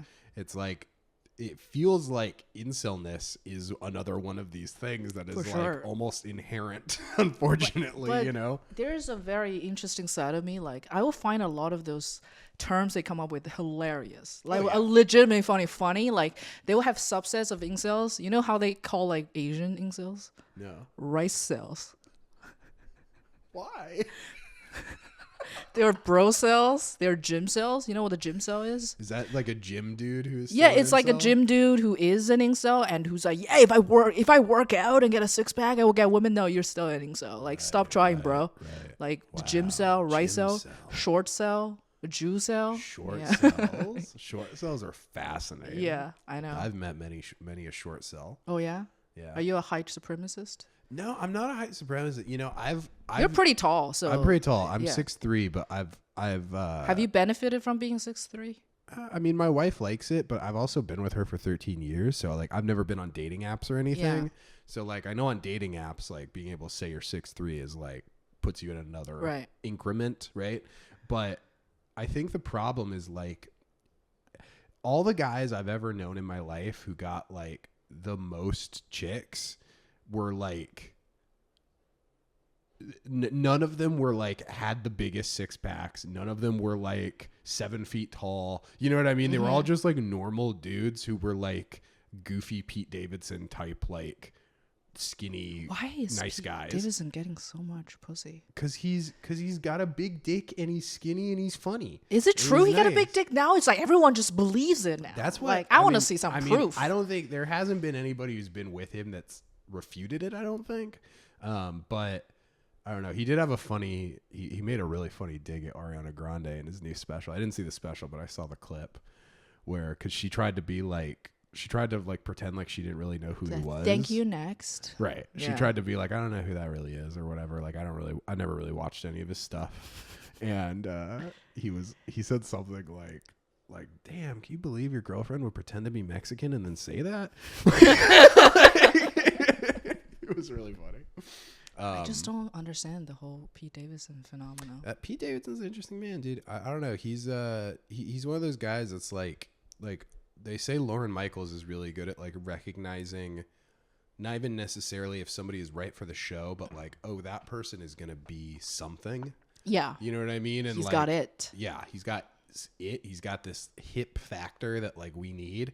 And everybody said that like Pete Davidson was a hire on the show that like, Lauren was like, I don't even really need him to like write sketches or anything. I just want his like opinion on what's cool. I fucking hate people like that. You know what I mean? It's so weird. I hate him so much now. I hate people like that. I hate when when you watch those documentaries about like bands or something and you have interviews like, oh my God, the moment he shows up, we just want to be his friend. We just want to be like, I know he's a rock star. We just want to be in his orbit. I'm like, fuck this guy. Yeah. Fuck this guy who just like, I was born with charisma. Like, right. Well, and the overlap of that person and being a huge piece of shit is usually pretty insane. Yeah. You know what I mean? Like, that's the thing is like most of those documentaries that you watch, like, you know, I love music documentaries, but most of them are like either they have to spend a bunch of the documentary being like, and he was kind of a piece of shit, or they have to ignore it, and then you have to be Googling afterwards and be like, oh wait, he did what? Yeah. You know, he killed how many people drunk driving? You know what I mean? Like whatever it is. And like one of the only good ones I've watched recently was on The dude from Twisted Sister. Oh, Dean Snyder. Yeah, he kicks ass, dude. Yeah. Dean Snyder fucking rules. You know it because the band is fine, but they have a great sense of humor. Their music video is so campy, and Dude, they have this dad yelling at his son. He's just the fucking coolest guy, too. The documentary does like... This is like the best thing you can do in any documentary, which is just get somebody who is like insanely famous to open up like boxes from their garage of like cool shit that they've kept. And like, so he's just like explaining what everything is from like, it's like the coolest box of like rock history shit. It's just like in a corner in his, and then you know the what tape of him like testifying in Congress. Just like, that's such a troll moment. Dude, we're getting into like divorce dad playlist arena. Like the other day I saw this video on YouTube, and that it struck me so much. It says it's called Divorce Dad Anthem, and then I started watching. I'm like, fuck, that's all the bands I like.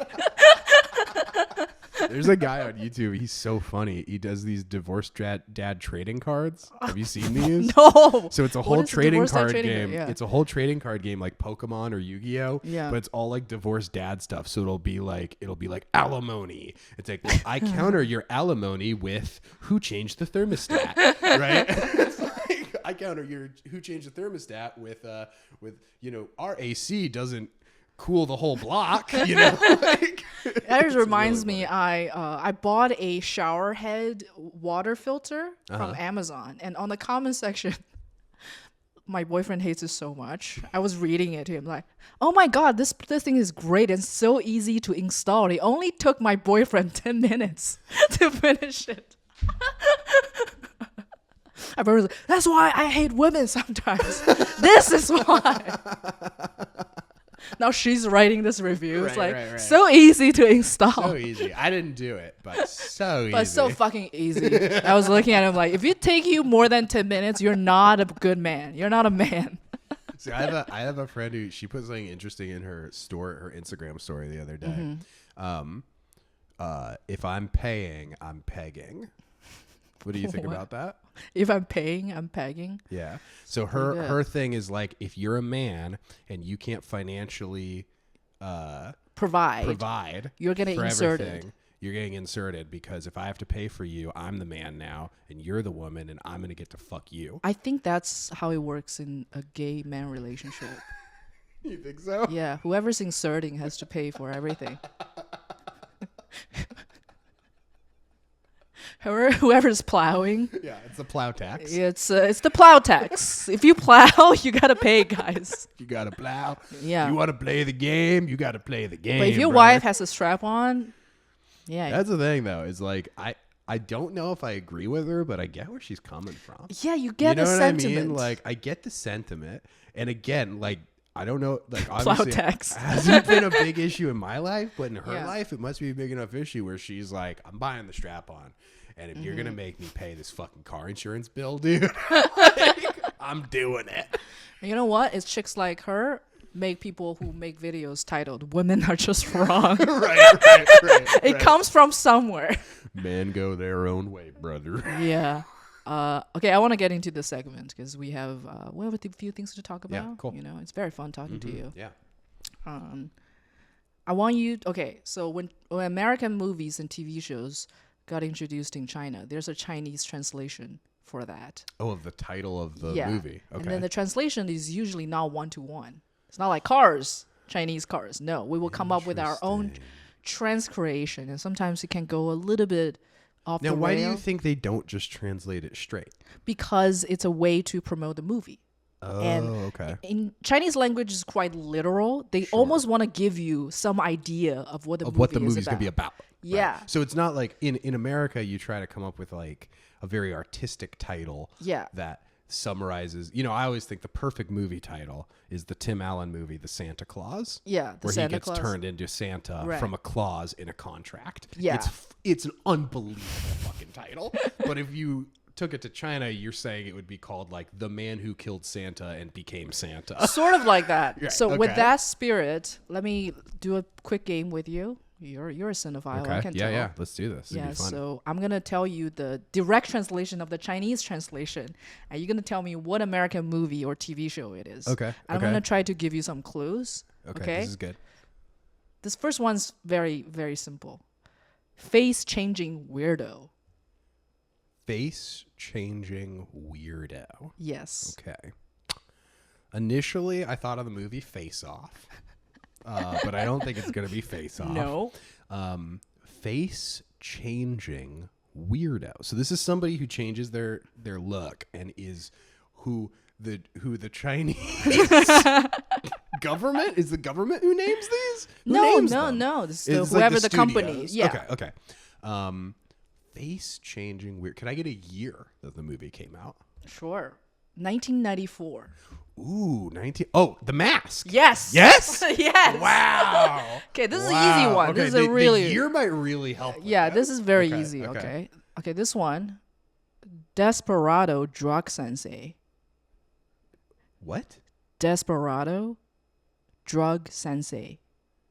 Desperado Drug Sensei. It's a TV show. Okay. That's as much clue as I can give you. Drug Sensei. Is it Breaking Bad? Yes. Fucking, I crush at this. Desperado is such a weird word for them to whip out. Yeah. Did they translate the word desperado, or is it just, are they It's using added. the word desperado? Desperado, 绝命. It means literally means like that eagle song. Wow. Someone who's desperate, who has nowhere to go, whose back is against a wall. Desperado. Drug, he makes drugs. Right. Sensei, he's a high school teaching chemical the- teacher, Wow. chemistry teacher. Okay, That's fascinating. this one, if you got it, I will be really surprised. Okay. I'm gonna give you a lot of clues. This one's hard. Okay. End of the road, crazy flowers. End of the road, crazy flowers. What is? It's an Oscar-winning movie in the 90s. Okay. An Oscar. Critically movie. acclaimed Okay. A drama. drama. Okay. End of the road. Pretty flowers, you said? Crazy flowers. Crazy.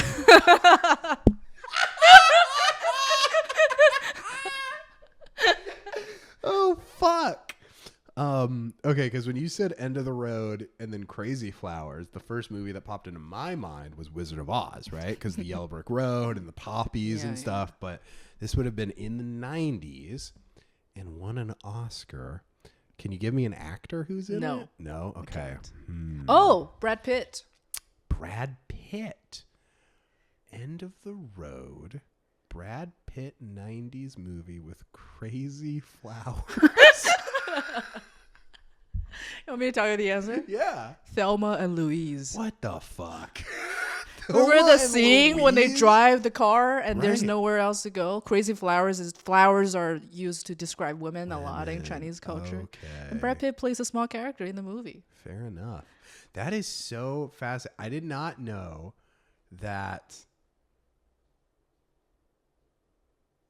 Well, because what's interesting is like that Thelma and Louise movie is like tapping into like American nostalgia Yeah. for Thelma and Louise, right? Mm-hmm. So like it's interesting to have to market it to a market that doesn't know about Thelma Yeah, and Louise. because otherwise you're like Thelma and God Louise, bless like them, who the shit, fuck like, are who the these fuck bitches? are these bitches?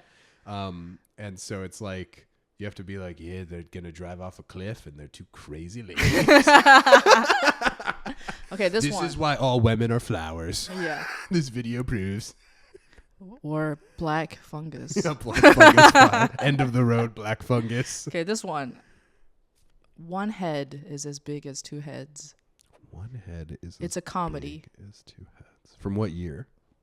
Can't tell you. You can tell me. No. Yes, you can. Okay, I'm gonna give you a big clue. Okay. It's a Jim Carrey movie. Okay. One head Is as big as two heads. is as big as two heads. It's a Jim Carrey movie.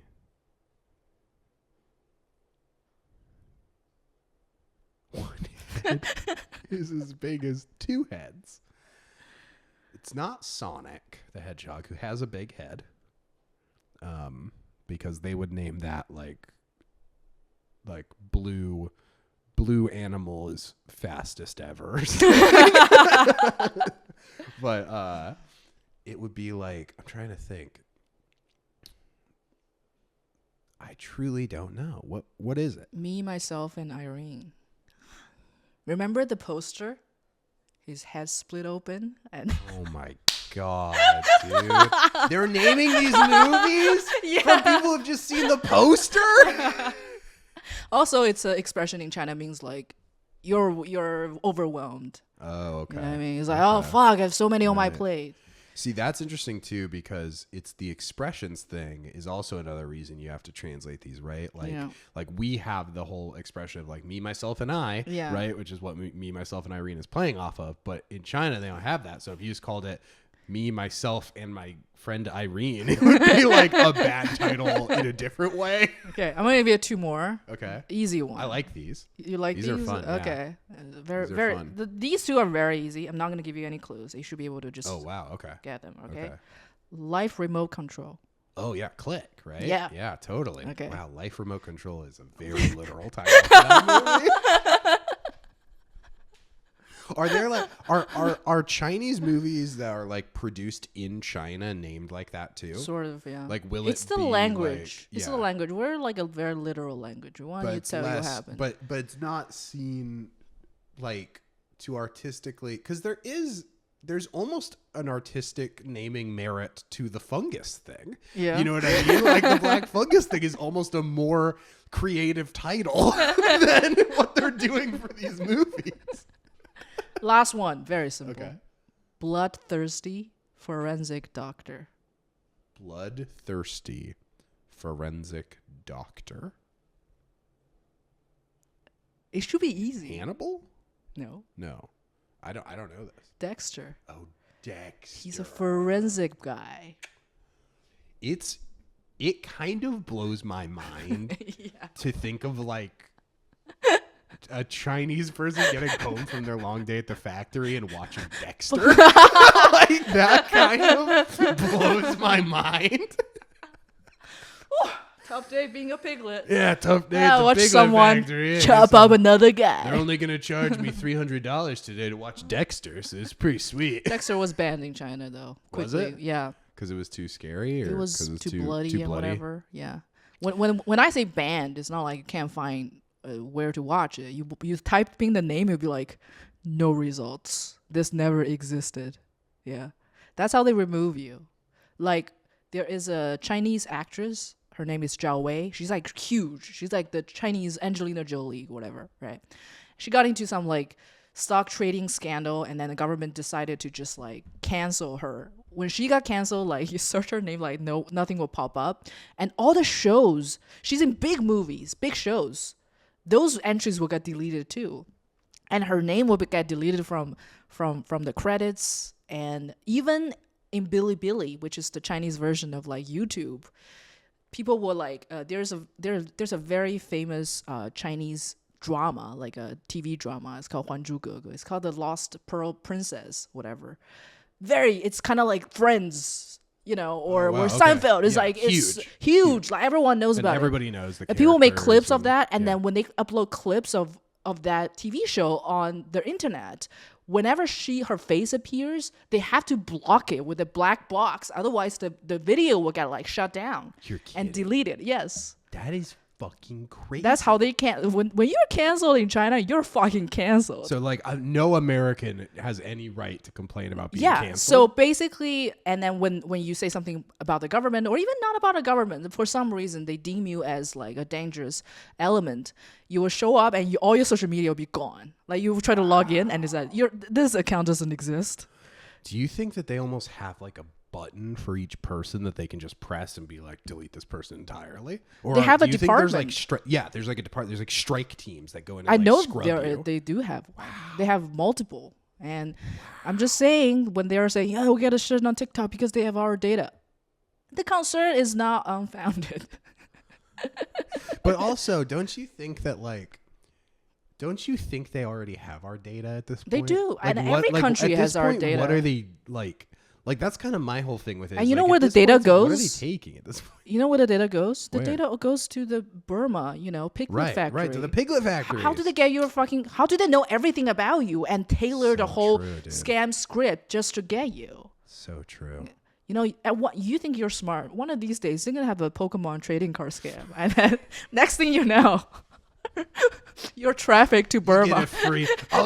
Zeo, I don't know what happened. I just clicked a Synology ad on a 2-hour lens review, and suddenly I'm a piglet. I need your help. Who was that actress? So there's that. That's amazing. Yeah. Fuck, dude, that's crazy. They can just delete, but like you said, they delete like big movies. They just there will delete be the like whole movie Chernobyl from existing. The TV show Chernobyl, great show. It got deleted because first of all, HBO is never available in China. It's just people watch this show. The show has the highest rating on Chinese IMDb called Douban, 9.7 out of 10. No show movie ever got that high. It's like Godfather's 9.1. Wow. At 9.7. And Chernobyl is not about the Chinese government. It's about the Soviet Union government. But because we're both communist countries, the Chinese government feel like this also makes us look bad. So they just delete the entry. When you search like Chernobyl, there is no, it doesn't exist in Chinese like Baidu search engine. Wow. Yeah. Their cancellation is like, you don't exist anymore. And can you access Google and stuff? You have to Chinese use a VPN. Internet? You have to use a VPN just you have to use a VPN to access the following websites: Google, Instagram, Facebook, everything owned by Google. So Gmail, Google Drive, Google Maps, everything owned by Meta. Facebook, Instagram, WhatsApp. Now, is using a VPN legal there? It's not, but people get around it. There's also like how are those tech companies, develop their fucking models if they can't even access the outside internet? TikTok was owned by ByteDance, which is a Chinese company. Their first iteration is called Douyin, which is the Chinese TikTok. And you think if they don't have VPN, they know what American consumers are like? Of course they use it. It's just kind of like this gray area. You don't say it in public, but like you access it. Wow. So even here, like lately, they've been doing a lot of like, there's been a lot of legal talk with like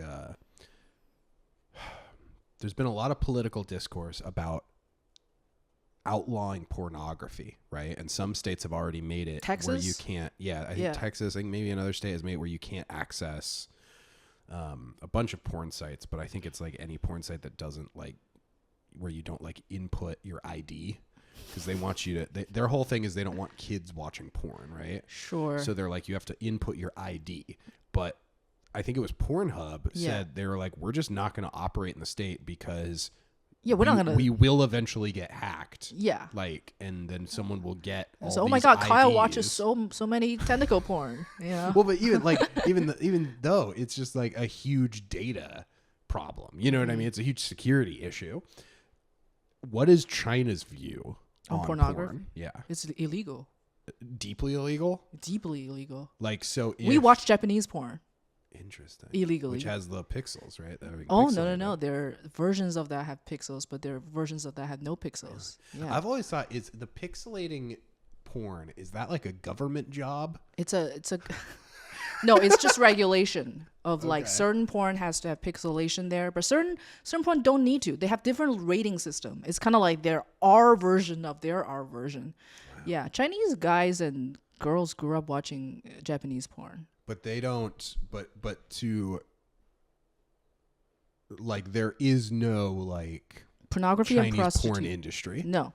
Like, no. No, there is, I mean, there might be small illegal ones, but very, very, it's like negligible. So how do they crack down on things like prostitution or porn? Like, is it just that raids? It's so strict with the raids and shit? Yeah, like, they're so strict with the raids, but they're still like those hidden prostitutes. Like everyone knows the deal. Everyone knows which street. There's one street in my hometown, small town. Right. Everyone knows. Yeah. So it's like any hair salon it's like there, here, where it's like you can't do it crazy. They give you a handy and whatever. And then we also have people whose job, just like the story you had, the LAPD guy, but we have a full-time job of people just watch porn every day to make sure that they're complying. To make sure it's porn or make sure. No, so I was gonna say, like, there's like a Chinese version of everything, right? There's like a Chinese version of Amazon, like you were saying. There's the Chinese, YouTube, right?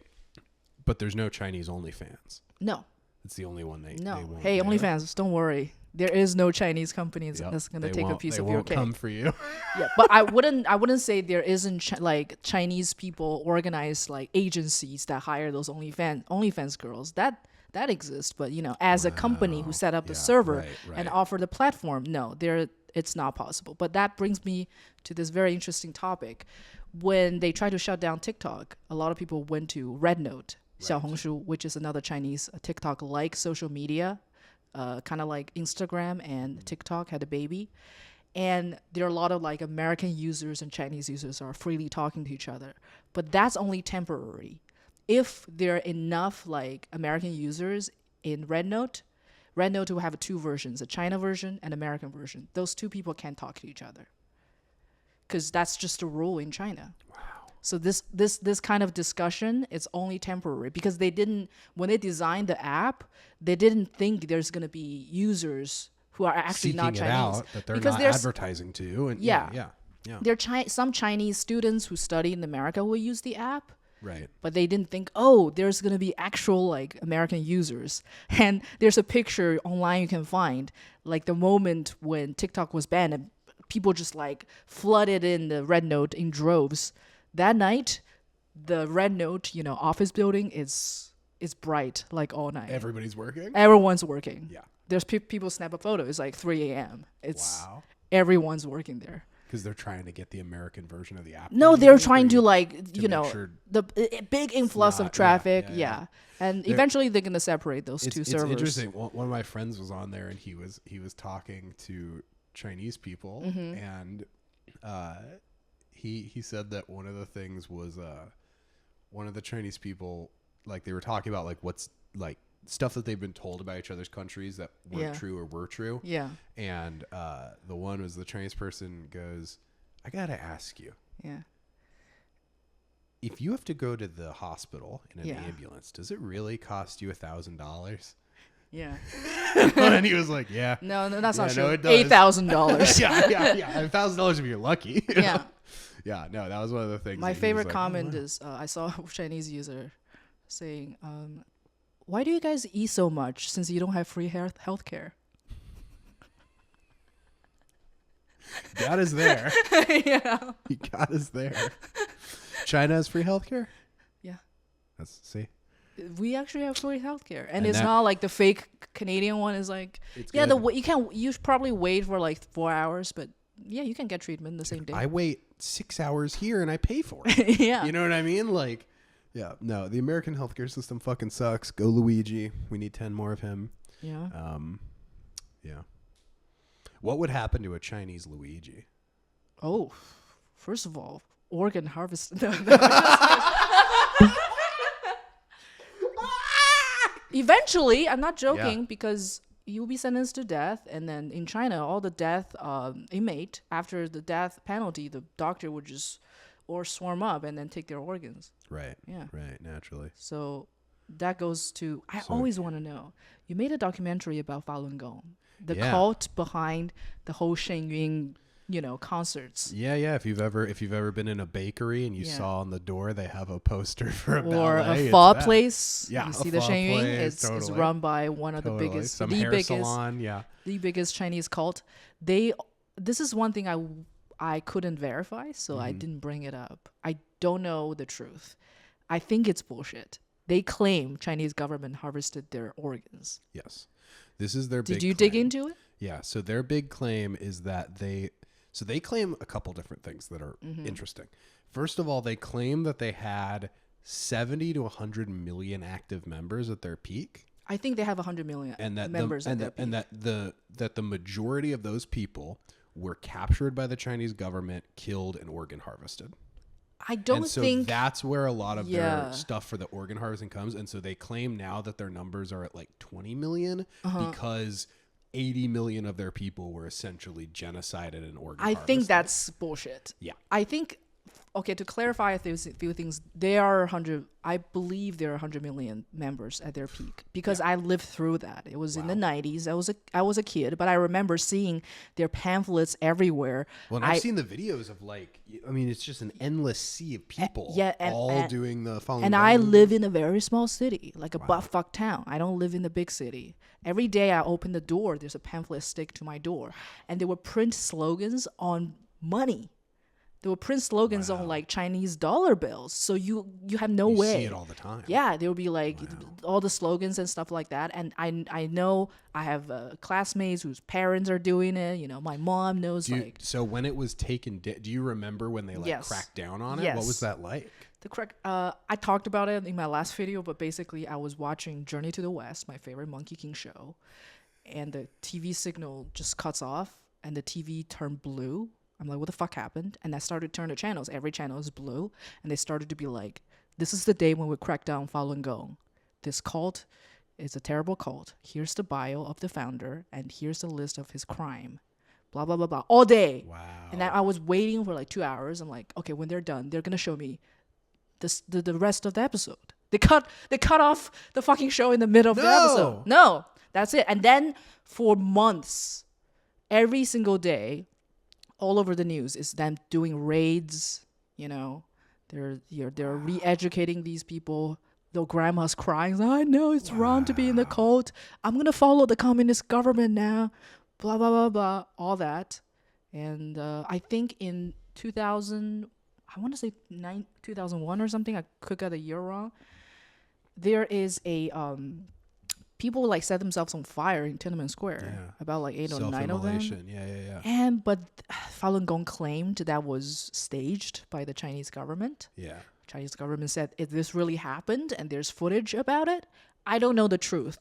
So from my point of view, I feel like a cult was capable of doing that, but also the government is capable of staging things like that too. Right. So I don't know. So when I made my Falun Gong documentary, right, like about 1.5 years later, I was contacted by the Chinese government because my video was critical of Falun Gong. Yes. Right.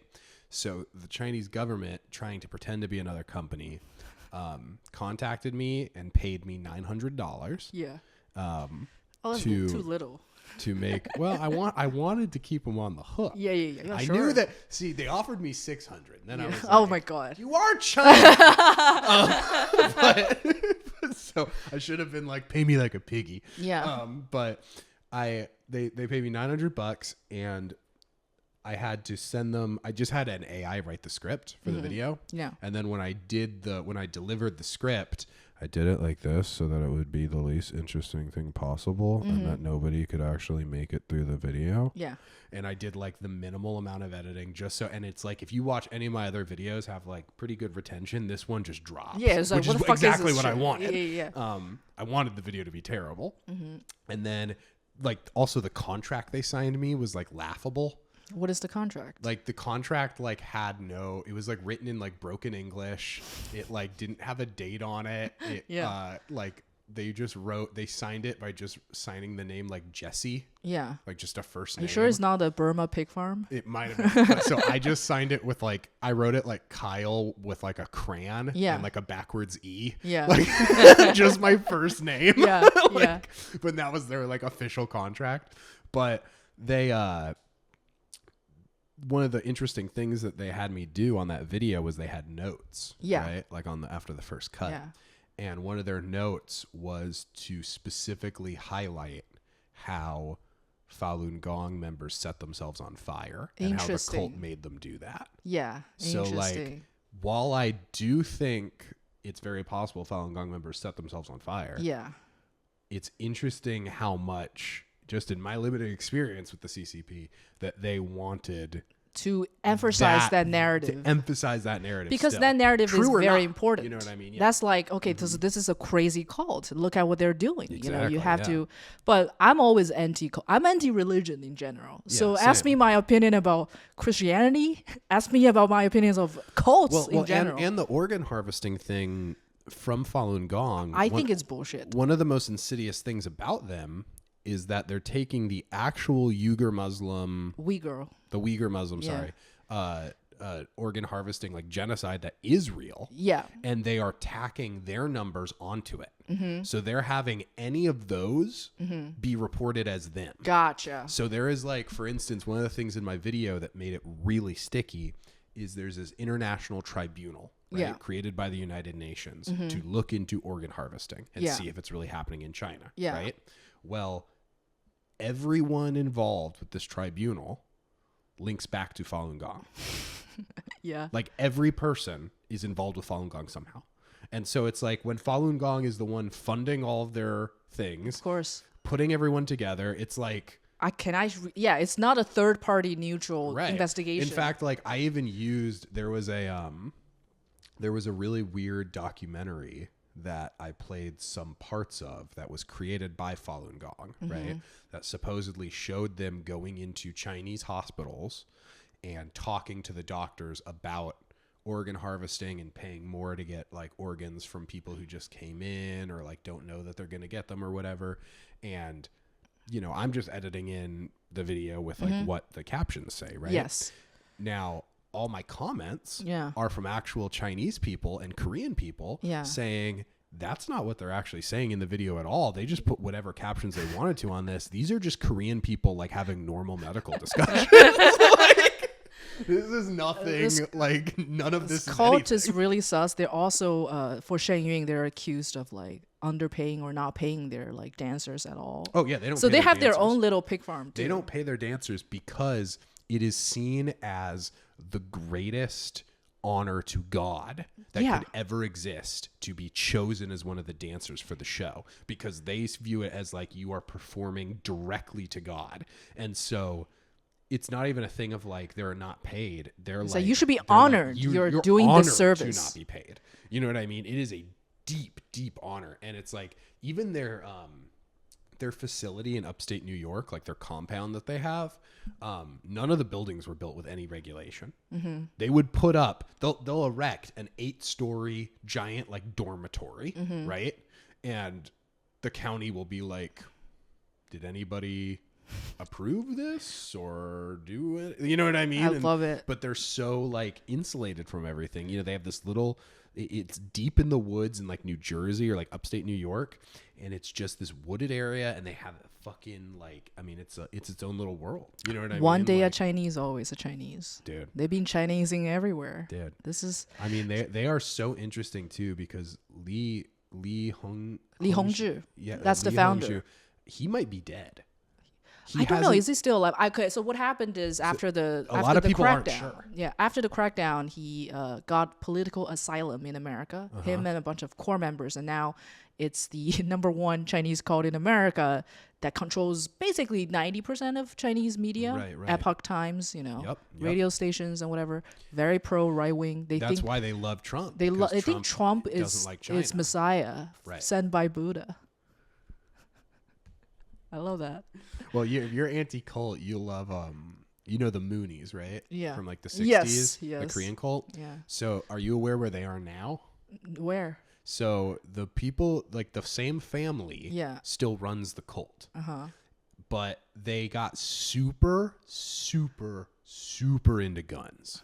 Oh my god! All the cults just so converge into guns, this dude. right wing stuff. My favorite, so the main one, it's run by this guy, like the great grandson or whatever, and he calls it now the Rod of Iron Ministry, which Rod of Iron is like the gun. Okay. You know what I mean? It sounds like a sexual innuendo, but let's keep if going. I'm paying, I'm pegging. Yeah. He calls it the Rod of Iron Ministry, and it's like he does these, you can look him up on Instagram, and he doesn't have that many followers. So like I was commenting on his stuff a lot, and he was responding to me a lot. And then my wife was like, you have to stop doing that. Cause like the leader of the gun cult is talking to you too much. You're falling too deep. Yeah.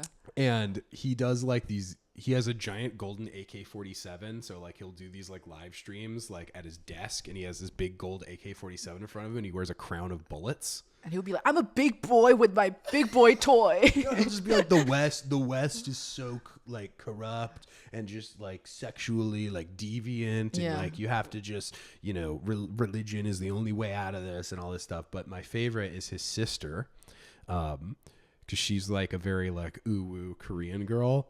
So she has a page. Her page is called Gun Sweets. and every picture is the most incredibly perfect, like little like Hello Kitty, gorgeous, like no, it's like a gorgeous pastry that she's made. Okay. So it's like the most perfect little tart, and then just a Glock next to it, and then it's like an incredible muffin and like a little Uzi, like, and so it's always a sweet and a gun.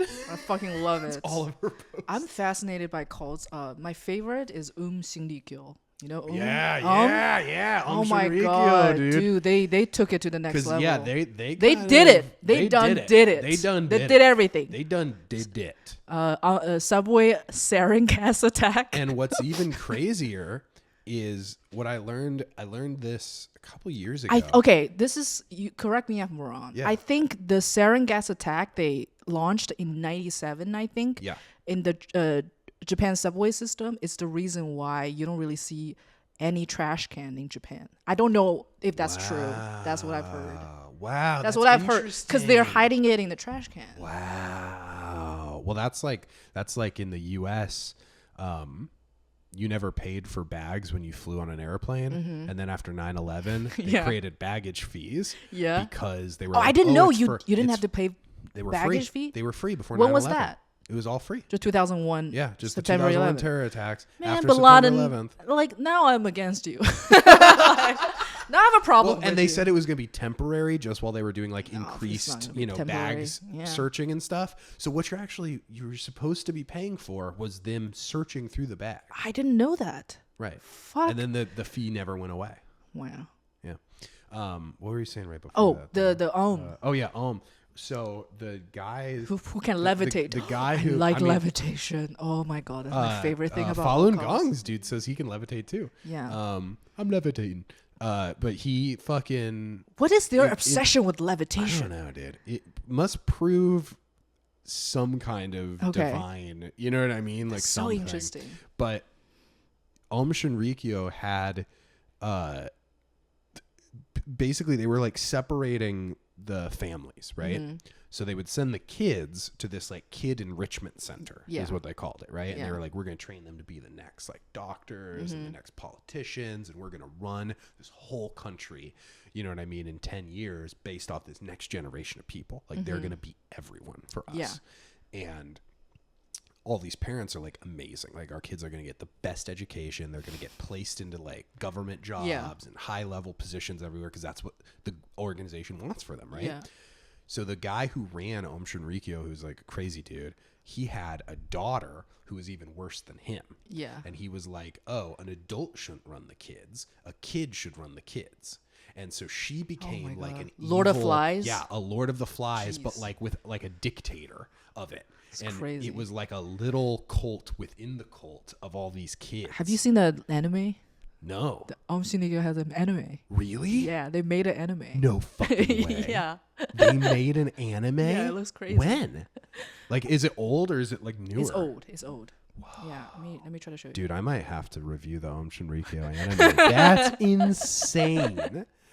And it's all propaganda. I didn't know that. Yeah. I didn't know that they had one. Because I knew they had like Apache. I remember in something, it might have been last podcast on the left, the episode that they did on it, but they had bought like a war. This is the guy. Oh my fucking god. Like, it's the intro. I'm going to link it to the video, obviously.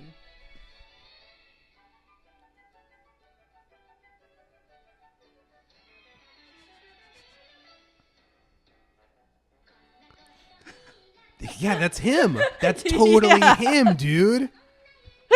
Whoa, dude, he looks. Whoa, and he turns into a giant phoenix of light force energy. Kind of looks like George Harrison. Dude, yeah, I was gonna say they animate him so white. He looks like he doesn't look this white in real life. He looks whiter than other anime characters. Oh, he can really levitate.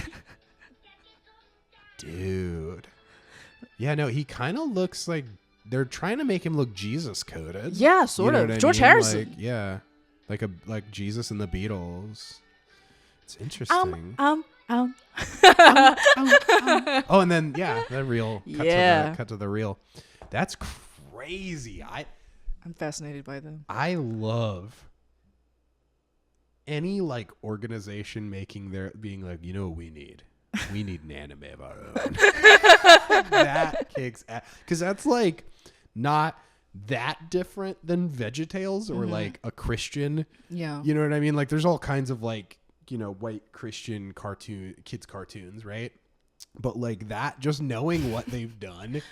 Yeah, as you're like poking your sharpened umbrella into your sarin gas bomb on the subway, you're like, I'm gonna poison the water system next. Like, dude, I will give them this though. I will give Shinrikyo this, that they had the vision. Mm-hmm. You know what I mean? They had the vision. They done did it. They done did it. Like, do you know how they made their money?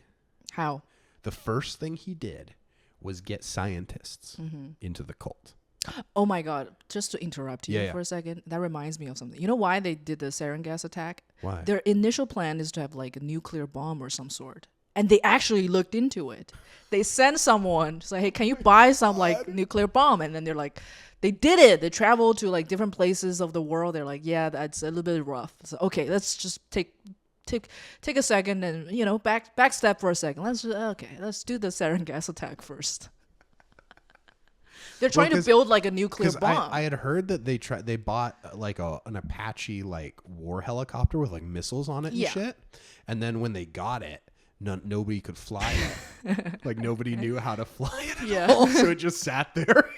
But when the Japanese government raided them, they found that they had like a war helicopter. I know they're trying to build a bomb, and they're in the process of doing that. So what was I just saying? The scientists. Oh yeah. So the first thing they did was hire scientists, right? And then he had those scientists mass produce acid, like the drug. Yeah. And so that he could then take over the drug market and have all that money. Oh, it's a drug kingpin. And so that's how they made all their initial money to be able to grow so big so fast, was they like overnight like took over like drugs in Japan. But I've heard like a lot of the terrorist groups from the Middle East are also just stealing drugs and stuff like that. Oh, I would imagine they were, but I think maybe this was like Shinrikyo was just like early to the punch on this idea. You know what I mean? It's like, crazy. And going back to Falun Gong, I you know what I love is people's binary thinking. If you can accept there are more than one gender, can you imagine a world when just because I'm against cults and the communist government is against cult, it doesn't automatically mean I'm a CCP agent. Right. You know? Well, that's when I put out that video where I was... People are like, yeah, you're a communist government fucking spy. Right. Well, when I put out that video working for, like, going undercover, working for China or whatever, and making that video, even though they hated it. Yeah.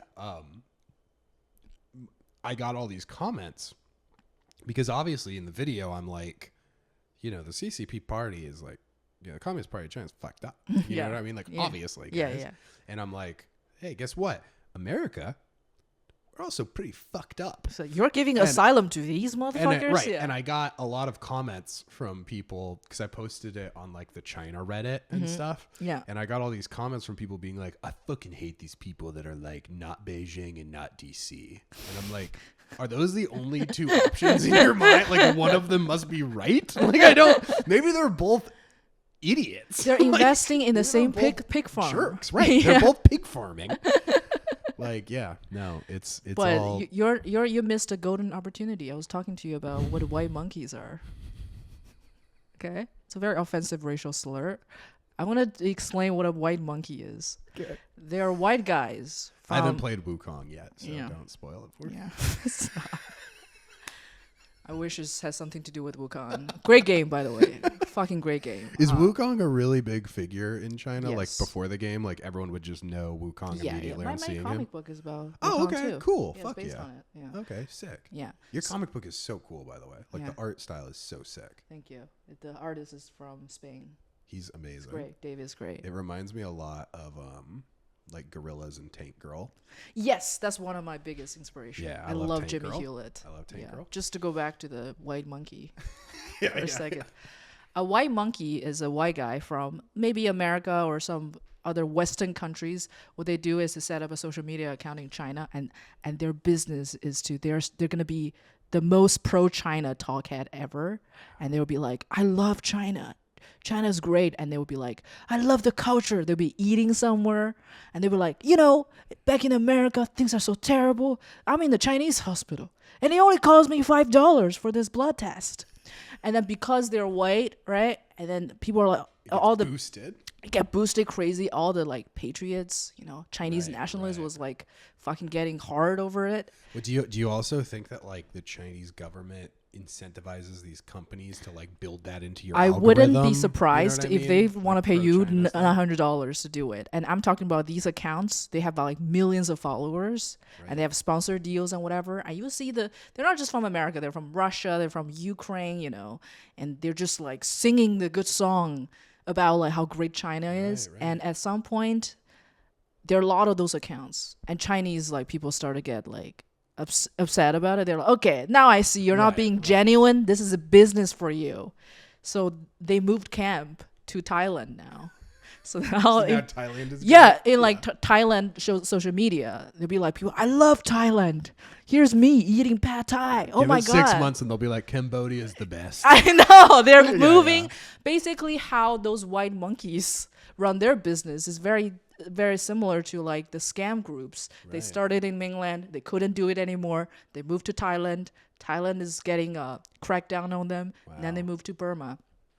But it's still a good market. If you speak a little bit of Chinese or Thai or some language, you can just pretend they're... Well, do you know about... I think his name is Brett Baker. Do you know him? No, but I know the type of people you're talking about. He was a big YouTuber, right? He had like millions of subscribers on YouTube. Yeah. And what he was really famous for was like Nicki Minaj drops a music video, right? Yeah. Like she drops like the Anaconda music video.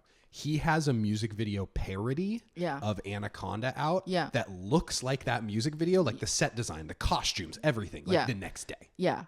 And he does that by just having like the best costume people and and because he had millions and millions of subscribers, he could pay for it all. Yeah. Right. And he would get these videos out like 2 days after the real music video came out. That's crazy. And it'd be a super high quality, like it looks the same quality. Beat by beat. It's just fucking incredible. And it's a funny parody, right? Yeah. So he blew up and he got huge. But then YouTube changed their monetization system to where you needed to have videos that were like 10 minutes long so that you could put multiple ads in and make money, right? So suddenly his videos went from making hundreds of thousands of dollars on them to making like hundreds of dollars on them. Right. And so he goes from being huge to he can't post anything that'll get views anymore. And he got approached by... the company behind TikTok, right? So I guess ByteDance. Yeah. And to move to China. Yeah. They moved him to China, put him under a contract, and all of his content now was for on ByteDance is him being like, China's fucking amazing. Yeah. China's so cool, you guys. And I remember when the pandemic first started, that one of his videos that he had posted was him. It was like a sketch where he's on the phone with his parents. Yeah.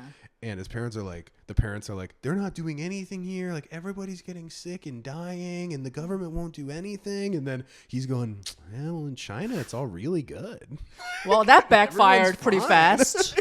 How long later people started to march on the streets after the Urumqi fire and... Oh, dude, it's just crazy. But he gets paid. He was saying on a documentary thing that he gets paid like he was like, I couldn't make a living in LA anymore making content. He's like, I got offered hundreds. It's a very lucrative business to be a white monkey. And he's over there, like making good ass money, living in a really nice apartment. You know what I mean? And it's like he's got to make two TikToks a day. About I have some connects if you're interested. Fuck, dude, I might be. I'm 2 rent payments away under capitalism. You're really into communism. Next time I see you, you're gonna, put on a little Red Army hat. Yeah, dude. I'm singing a Charmamau. It's our guidance song. I'm gonna be like, you know what? Winnie the Pooh's actually fucked up. Yeah. I don't like Winnie the Pooh. That's actually one of the funny in Marvel Rivals. You can't type Winnie the Pooh in the chat. Yeah. You can type the word poo, P-O-O, but if you put an H on the end of it, it censors it.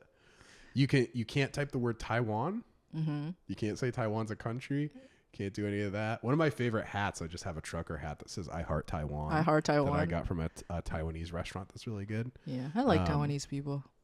Dude, they're so nice. I don't know. It's just crazy how how like China is like to the level of the meme, like hates people mentioning Taiwan. You know what I mean? Like you feel like it's like over exaggerated, and then if anything, it's under exaggerated. For like CCP, there are a few G spots.